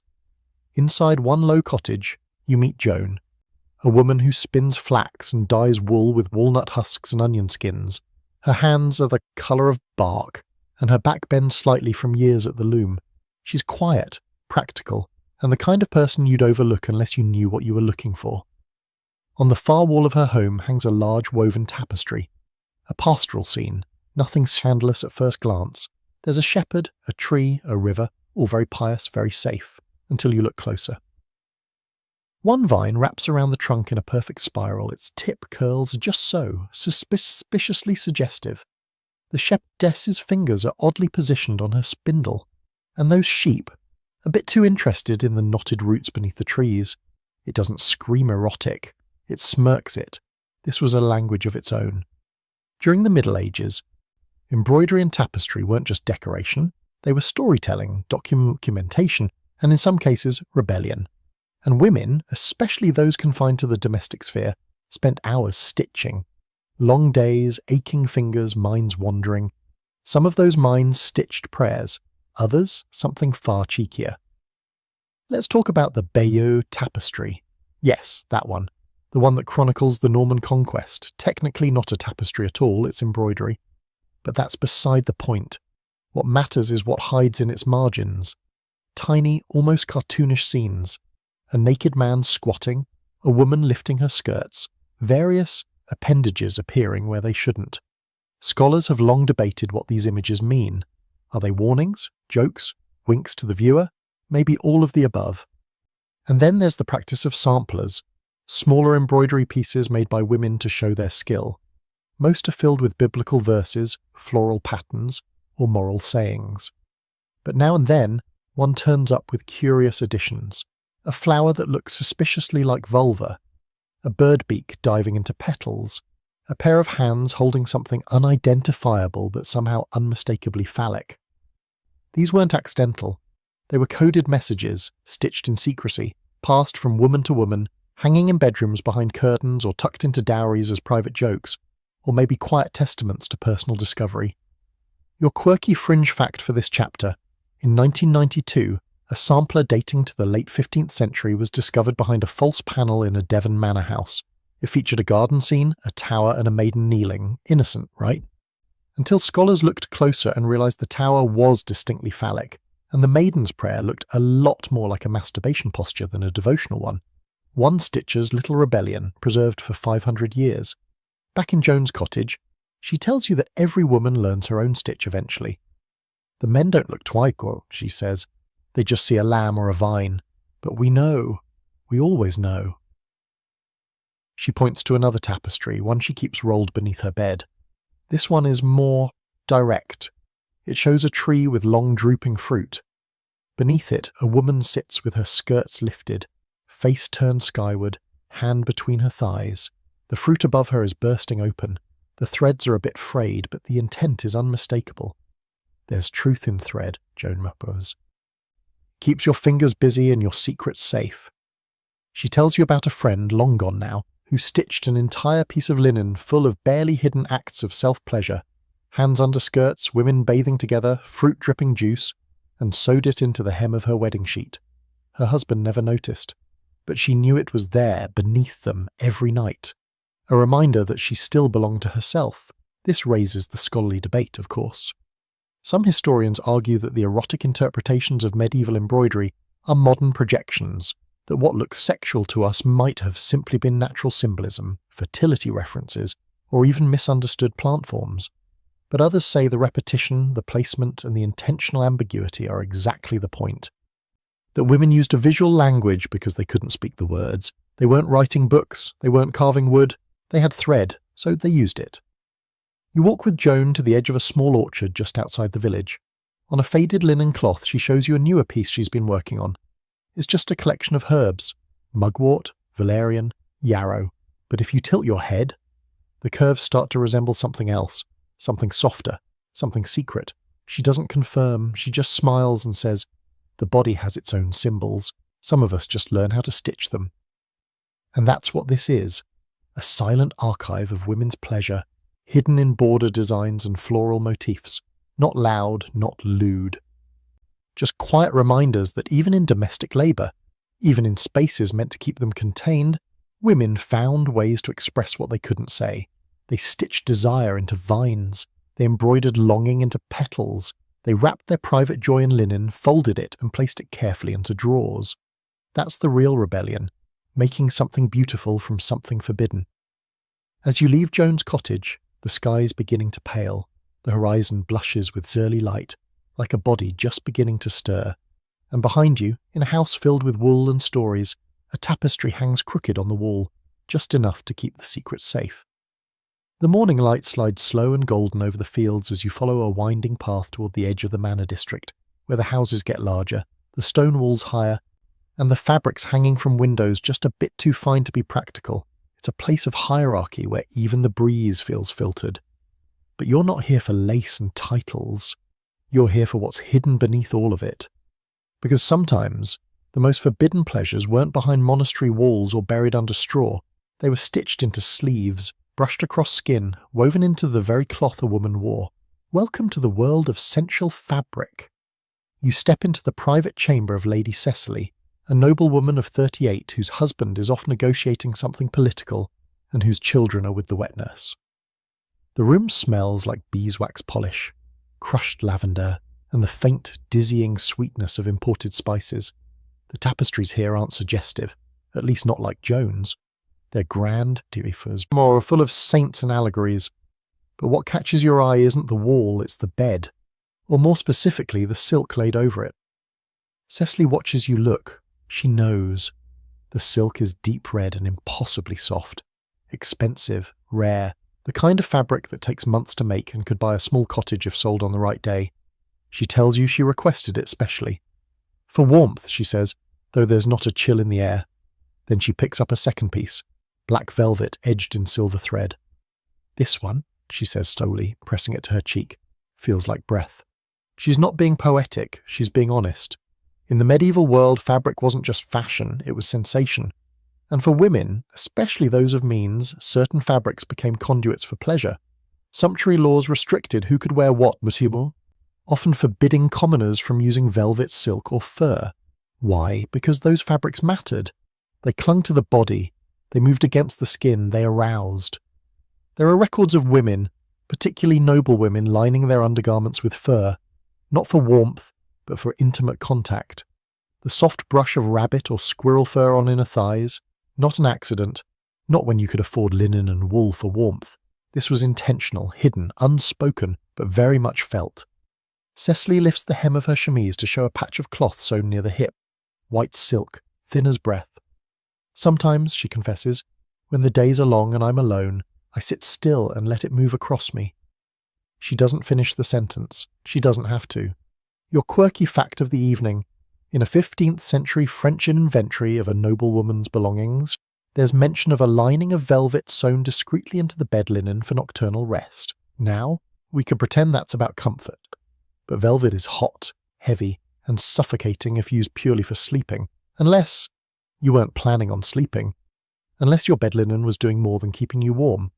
So what do the scholars say? Some dismiss these accounts as misinterpretations, practical luxury, not sensual subversion. But the Sains point to the frequency of these choices. Velvet inner linings, fur-trimmed shifts, silk that barely covered anything at all.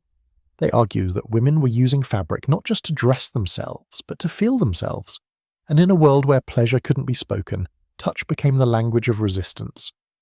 Cecily tells you about her favourite robe, dyed indigo, lined with otter fur. weighted just enough to press against her body as she walks. If I move slowly, she says, it wraps me like a hand.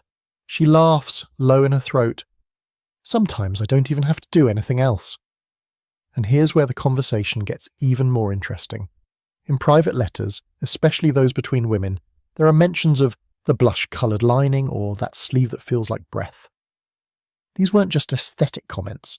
They were code, a language of texture, temperature, and subtlety that allowed women to discuss pleasure without ever using the word. One noblewoman writes to her sister in a letter preserved in a 14th century collection, "The new velvet chemise you sent me is distracting. I thank you. I wear it often when I'm meant to pray. That's not about fashion, that's about feeling." You sit on Cecily's bed as she runs her fingers down a bolt of silk. She tells you she used to think pleasure had to come from someone else, her husband, a lover, a poem, but one afternoon while trying on a new garment, she felt a shiver from the fabric alone. "It slid across me," she says, "and I realised I don't need anyone to touch me. I can feel this and remember I'm alive." And this opens the door to an entire world of private rituals. Women wore certain fabrics on certain days. Some lined their undergarments with rose petals soaked in honey water. Some chilled their linens before pressing them to warm thighs. Some, like Cecily, simply wrapped themselves in silk and let the texture do what years of silence and marriage had not, awaken them. But the debate endures. Did these women know what they were doing? Or were they just enjoying comfort, blissfully unaware of the erotic undercurrent? Maybe both. Maybe they didn't have the language to explain it, but their bodies understood. And sometimes the body leads where words won't follow. You stand now, letting your hand brush across Cecily's silk bedspread. It's soft, yes, but it's also heavy, grounding, like it remembers every hand that's touched it and every thought that's lingered beneath it. She watches you closely, then says, "Take some. Just a piece. Keep it near your skin, you'll see." And you believe her. Because fabric, like memory, can hold more than what it seems. It can be both shield and key. It can wrap a woman in softness when the world only offers hardness. It can bring joie in silence, in slowness, in secret. As you leave her chamber, you feel the smooth silk tucked inside your sleeve pressed against your wrist like a promise, and you realise that even in the most proper places, where everything looks controlled and holy and clean, desire lives. Sometimes not in moans or motion, but in the brush of cloth against bare skin. And the woman who wears that cloth, she knows. You leave the manor district behind, the memory of silk lingering on your skin like a ghost. It follows you through the shifting light of day, down a hill toward a smaller settlement where the air smells like barley mash and tanned leather. This place is less polished, more practical. Homes are tighter together, livestock wanders freely, and voices carry easily across the square. But you're not here for the noise, you're here for the silence, the ones preserved in ink, in careful script and well-meaning diagnoses, between the lines of men who thought they understood the female body but really didn't. Today you're cracking open the medical texts. You step into the stone-walled house of a barber surgeon named Arno, where scrolls and codices lie open across a splintering desk. He's a local physician of sorts, not university-trained, but well-read, respected, and just detached enough to write about women without actually speaking to many of them. He offers you a chair beside his cluttered writing bench and gestures to the open manuscript. "De secretis mulierum," he says, "on the secrets of women. Quite useful. Ah, yes, that one." Originally attributed to a medieval scholar named Albertus Magnus, though most experts now believe it wasn't written by him at all. De secretis mulierum was a wildly popular text throughout the 13th and 14th centuries. It promised to explain the mysteries of the female body, menstruation, conception, pregnancy, and yes, sexuality. But what it mostly did was get things hilariously, outrageously wrong. According to the text, women's bodies were cold, wet, and inferior to men's, because of course they were. It explains that a woman's desire originates in the womb, which is prone to wandering if left unsatisfied. Yes, the infamous wandering womb theory. Masturbation, then, wasn't just sinful, it was dangerous. It might excite the womb, which could then float upward and cause suffocation, madness, or death. You blink. Arno shrugs. That's why we prescribe a marriage, or leeches. Of course, it's easy to laugh until you realise how deeply this kind of misinformation shaped women's lives. These medical beliefs weren't fringe, they were mainstream. They informed how priests treated confessing women, how midwives were instructed to manage hysterical episodes, how husbands were told to pacify their wives if they showed signs of discontent, often through sex, but not necessarily through affection. Here's your quirky historical fact. A 14th century Italian physician named Taddeo Alderotti described a treatment for women suffering from melancholia of the womb that involved stimulating the genitals with warm compresses, herbs and gentle friction, ideally performed by a trusted female assistant. Sounds like a spa day, or a very old-school vibrator session, but of course, it was never described as pleasure, it was treatment. And therein lies the twist. Medical texts often framed masturbation, especially female masturbation, as both a disease and a cure. It was wrong if a woman did it on her own, uncontrolled, hidden, but if it was prescribed, if it came with the right herbs, the right gloves, under the guise of restoring balance. Suddenly it was medicine. That's the scholarly debate in a nutshell. Were these male-authored remedies actually unspoken acknowledgements of female sexuality? Or were they oblivious attempts to medicalize things they didn't understand? You lean over Arnaud's shoulder and read a case study he's copied. A woman in her 20s, no name given, complains of tightness in the belly, restlessness, heat between her thighs. She's advised to release the humours through a sequence of hot poultices, oil massages, and pressure applied to the gate of pleasure. It's written clinically, coldly, but it's impossible to ignore what's really happening here. Someone prescribed her a guided orgasm, with all the bedside manner of a tax accountant. And not all treatments were hands-on, some were herbal. Arnaud hands you a satchel of dried Damiana leaves, rosemary and crushed fennel. This is for womb stirrings, he explains. Calms the blood, encourages movement. You imagine how many women drank such teas with a knowing smile. They didn't need to read Latin to feel what was happening. They just needed to know their own bodies. But not every woman welcomed these remedies. For many, the shame ran deep. Centuries of sermons and scoldings had taught them that any desire was a deviation. So when the treatments worked, when the pressure and heat and friction brought them relief, they panicked, they confessed, they fasted, and some of them were punished for experiencing the very pleasure that their doctors had prescribed. This is where Arnaud looks most uncomfortable. He's not cruel, just clueless. Like most physicians of the time, he knows how to describe symptoms but not sensations. It's not about pleasure, he insists. It's about restoring balance. He doesn't realize that for a woman who has spent her life being told her body is sinful, balance can feel a lot like joy, and that joy can feel like sin. You glance around his workspace, diagrams of the female reproductive system drawn with more imagination than accuracy. A jar labelled womb salt, a bronze tool shaped oddly.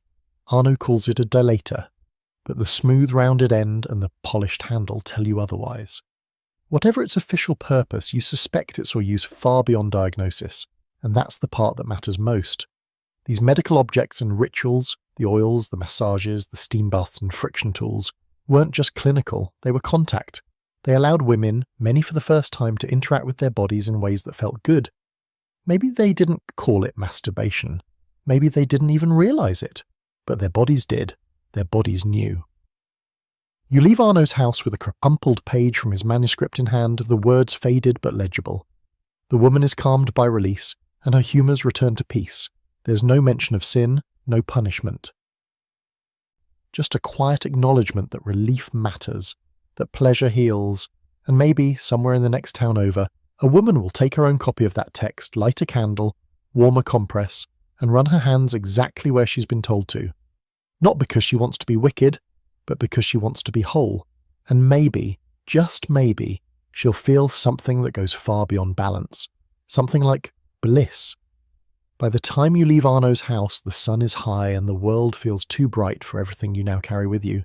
Velvet secrets, pinewood tools, steam bath ecstasies disguised as medical care. And yet the day keeps turning.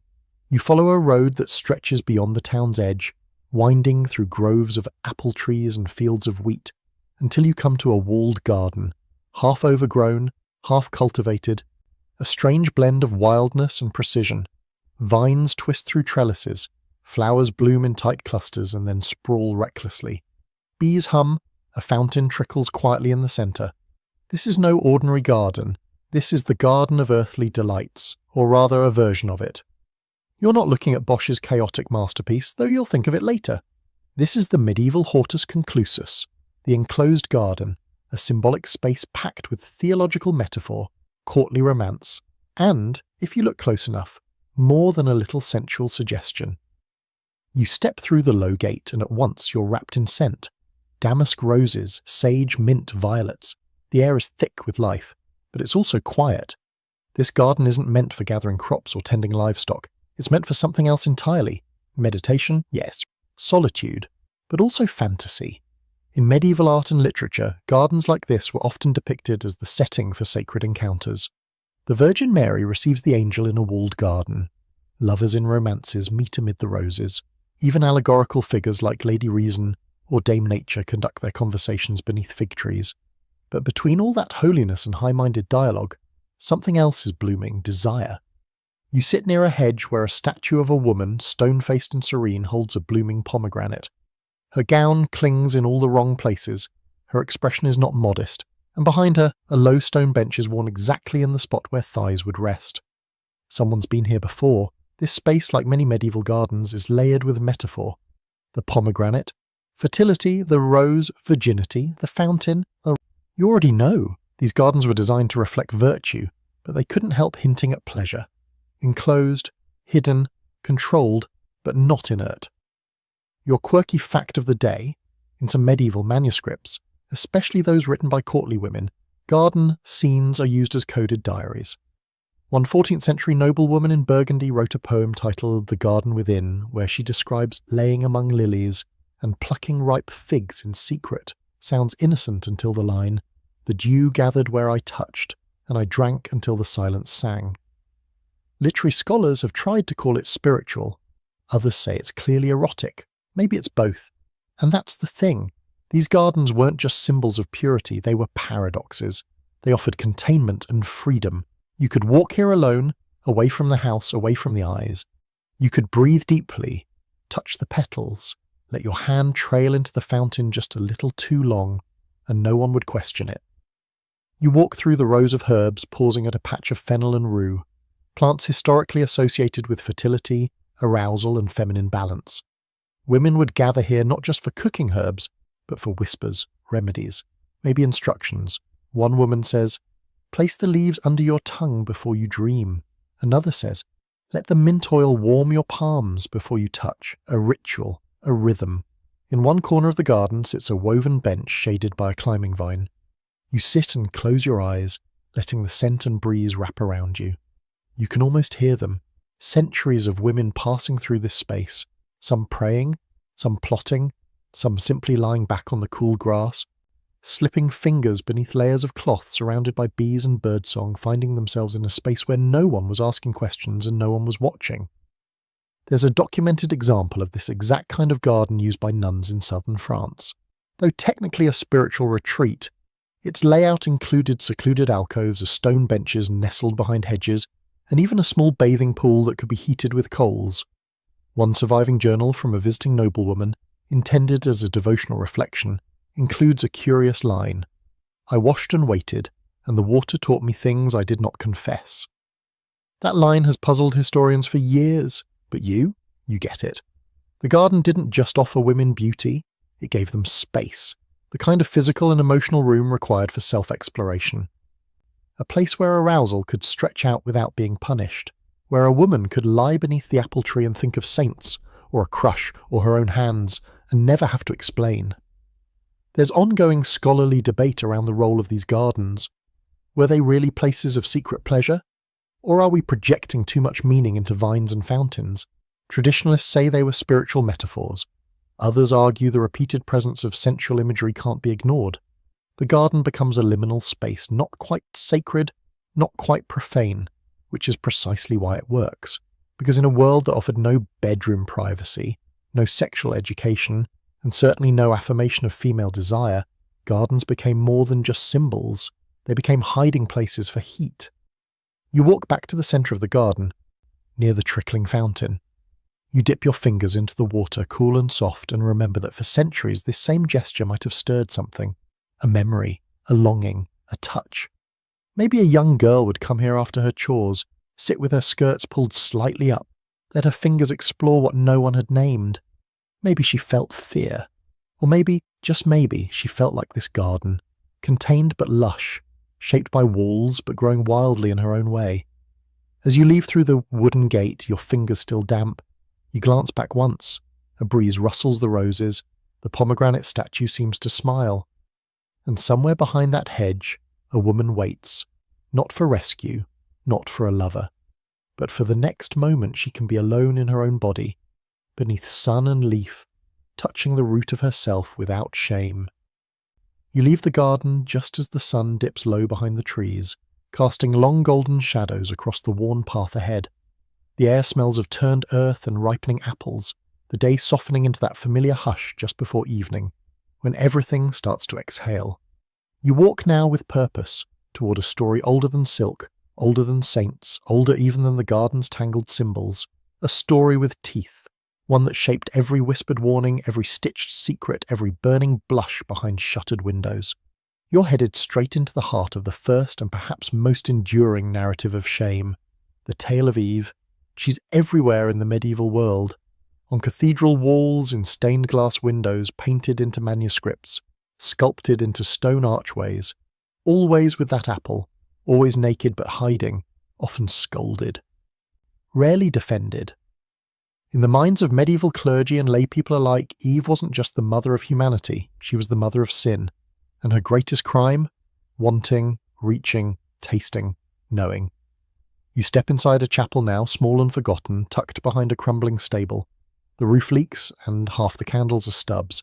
But on the far wall, illuminated by the last streak of sunlight, is a faded fresco of Eve in the garden. She's beautiful, round, wild-haired, arms curled around her body, but her face is twisted in something that isn't quite guilt. It's more complicated, like she's sorry, but not entirely, like maybe, somewhere under the punishment, she remembers the thrill of biting into that fruit and realizing she felt something. And that's what you're here to unpack.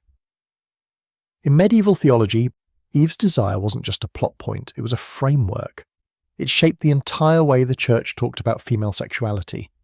Augustine, the go-to voice for post-Roman Christian morality, argued that Eve's temptation brought lust into the world. That before the fall, humans could engage in sex without shame, without desire, purely as a function, but after, suddenly bodies were unpredictable.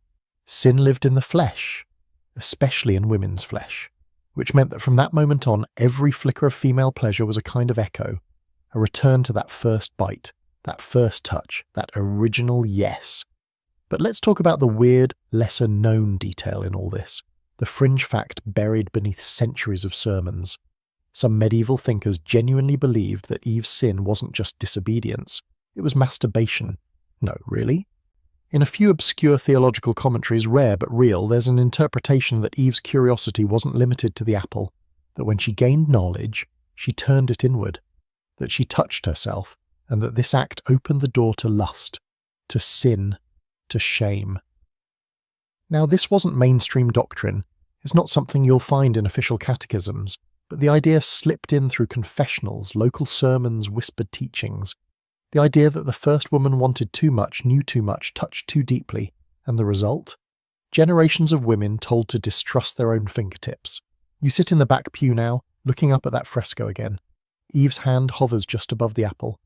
But now you wonder if the artist meant something more, if that pose, that hesitation, wasn't just about a piece of fruit, but about the moment before you reach down and break a rule you were never meant to survive. And yet women didn't stop reaching. They may have been taught that desire was a wound, but they still pressed into it. And for many, Eve wasn't just a warning, she was a mirror. The first woman to act on hunger, the first to seek knowledge, the first to be punished for curiosity, not violence. There's a medieval poem, little known, tucked in the margins of a devotional manuscript from the 13th century. The author is anonymous, but the voice is clear. A woman writes, "I would have bitten it too, had I been there, not from hunger, but from wanting to feel the juice and taste what the world had hidden." She ends the poem not with repentance, but with defiance. Let God guard the gates. I walk in with my mouth open. Tell me that's not powerful. Of course, the scholars go back and forth. Some argue that medieval women fully internalized Eve's shame, that they feared their bodies and sought only to purify them. Others argue that even within that system, women found ways to reclaim her story, that Eve became not just a villain, but an origin point, a reminder that the body matters, that touch isn't always sin, that knowing yourself, really knowing, is both dangerous and divine. You leave the chapel now, but Eve stays with you, not the weeping Eve of penitential art, not the blame-ridden figure of Sunday sermons, but a different Eve, one with dirt under her nails and a smirk on her lips, a woman who looked at the most forbidden thing in the world and said, "Why not?" And maybe that's the question medieval women kept asking. Why not feel this? Why not touch myself when no one's looking? Why not let pleasure unfold in the quiet when everything else has been taken from me? They lived with the consequences, of course, confession, punishment, guilt, but beneath all of that, a spark, a legacy, a lineage of women who took the story of the first sinner and rewrote it not in ink, but in sensation. And perhaps tonight, in a stone-walled room, another woman will lie awake and think of Eve, not with scorn but with recognition. She'll place one hand between her thighs and whisper a thank you, not to God, not to the devil, but to the woman who reached first, because sometimes the fruit isn't forbidden. It's ripe, and it's waiting. The road twists now, narrowing into a dusty track lined with stones and wildflowers as you move farther from towns and closer to the kinds of places that don't show up on maps. The air feels dry, a little thinner, and there's a weight in your chest that isn't quite dread, but something close to curiosity laced with unease. You're headed into the strange territory of medieval medicine, where female pleasure was rarely acknowledged directly, but often blamed when things went wrong. Tonight, you're unwrapping one of the most misunderstood, and honestly, most ridiculous, medical theories of the time, the idea of the wandering womb. Yes, you read that right, the wandering womb. According to several medieval physicians, and before them, ancient Greek and Roman thinkers like Hippocrates and Galen, a woman's uterus could become unmoored and start floating around her body. This was considered the cause of everything from fainting to hysteria, to seizures to choking fits, and even death. A restless womb, they claimed, was a dangerous thing. Now imagine living with that over your head every day. Not only were women taught that their bodies were inherently flawed, but that a literal organ could go rogue at any time if not properly managed. You step into the home of a healer named Sabina. She's not a university-trained doctor. She's a folk practitioner, somewhere between midwife and wise woman, and her house smells like warm milk, resin, and roasted roots. She greets you with a nod and sets a pot to boil, tossing in dried herbs with such ease it feels like muscle memory. "You'll hear about the womb," she says without looking up. "Aren't we all?" Sabina has spent her life dealing with the symptoms male doctors wrote about but never experienced. Cramps, heat, night sweats, dreams that left women flushed and shaken. The womb doesn't wander, she says plainly, but it does speak. And women, she tells you, have always known how to listen, even when no one else did. She pulls out a cloth-wrapped bundle from under the table. Inside is a clay jar filled with scented oil, a stone smoothed by decades of use, and a small handheld fan made from woven reeds. This, she says, is how we bring the womb back. The ritual involves warmth, pressure, breath, and, here's the part no one likes to say out loud, a very specific kind of stimulation. According to Sabina, a womb that feels neglected stirs the rest of the body into chaos. Not unlike the rest of us, she adds with a half smile. Her treatments include oil massages, low, slow, circular movements over the abdomen and thighs, along with warm compresses and sometimes guided release. We don't name it, she says, we just let it happen. And here's the strange, brilliant part. It works. Not because of magic or mysticism, but because Sabina is giving these women something the formal medical establishment refused to. Permission to feel, to explore, to finish. Let's go deeper into the scholarly side. Medieval medicine was based on the theory of humours, 4 bodily fluids, blood, phlegm, yellow bile, black bile, that needed to stay in balance. Women were thought to be cold and wet by nature, overly governed by blood. When this blood, a polite way of saying sexual energy, built up, it needed to be fathomed, or else it could rot, stagnate, or send the womb wandering in search of heat. That's where things get unintentionally funny. One medical text from the 13th century describes the womb as a greedy animal, always hungry for moisture and warmth, curling upward through the chest if denied them. The prescribed cure? Sweet-smelling herbs placed near the nose and foul-smelling herbs between the legs to lure the womb back into place. Like it's a confused cat. But Sabina isn't working with confused cats, she's working with desperate women. She tells you about a widow who came to her after months of sleeplessness and crushing melancholy. Doctors blamed her age, her priest blamed Eve. But Sabina? She touched her belly, felt the tension, and knew. She hadn't touched herself in years, she explains, didn't even remember how. So Sabina guided her, slowly, gently, with warm oil and steady pressure, not as a lover, but as a healer. By the time she left, Sabina says, she cried, not from shame, from remembering she was still in there. That's what gets lost in all the medical nonsense, the core truth that a woman's pleasure is not a luxury or a sin, but a form of return, a reclamation. Now, not all scholars agree on this interpretation.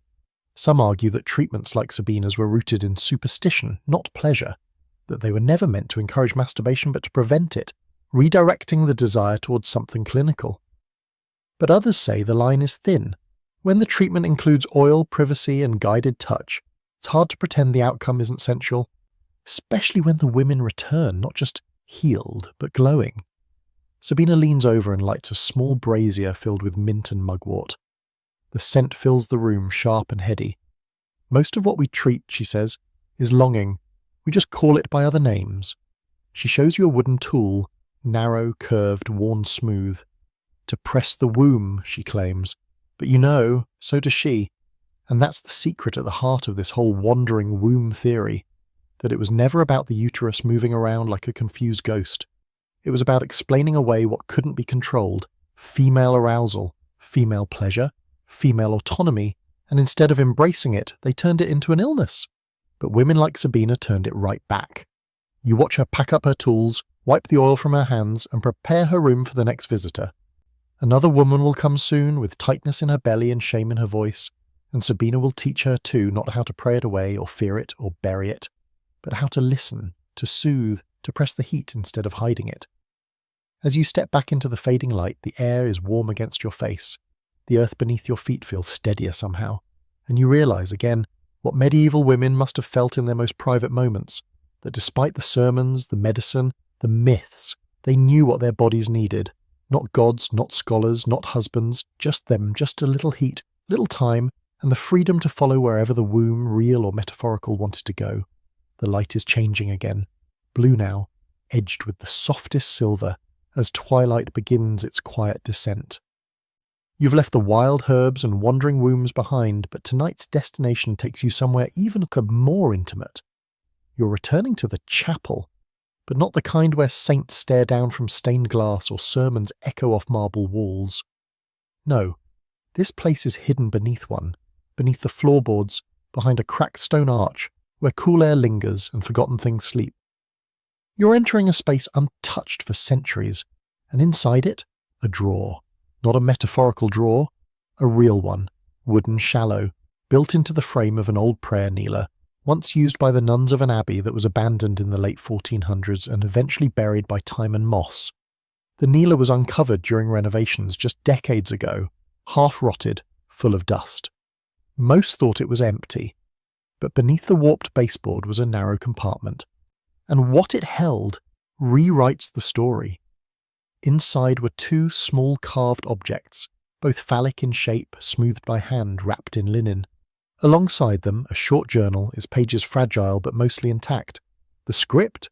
Clear, elegant, written by a woman who identified herself only as S, a nun, a sister, a woman of God, and something else. You're reading her journal now, seated on the old stone steps with the faint scent of damp earth and incense curling through the air. S doesn't name her abbey. She doesn't name her confessor, but she names desire, over and over, like a prayer. I have lived two lives, she writes, the one they see and the one that wakes me in the dark. She speaks of dreams so vivid she wakes soaked with sweat, of kneeling in prayer and feeling heat curl low in her belly, of evenings spent alone in the scriptorium, where the sound of her own breath became louder than any psalm, and eventually she writes of carving. I began with the wood from a broken stool, small, rounded, polished, until it sang against my hand. She used beeswax to seal it, and linen to keep it hidden. She named it her second voice. She doesn't say the word masturbation. That word didn't exist in the way we use it now, but she says this: I touched not for sin, but for sentence, for remembering that I am more than a soul in a habit. It's a strange kind of relic, this drawer of carved secrets, not holy, not profane, just human. Now, the church has long tried to erase this kind of story. Even now the objects aren't on display, they are stored quietly in a museum archive labelled as personal devotional items, which, depending on your imagination, isn't entirely wrong. Scholars debate their use. Some insist they were fertility charms, others suggest therapeutic massage tools. But if you read S.'s words, if you hold the linen-wrapped wood in your hands, if you listen, you know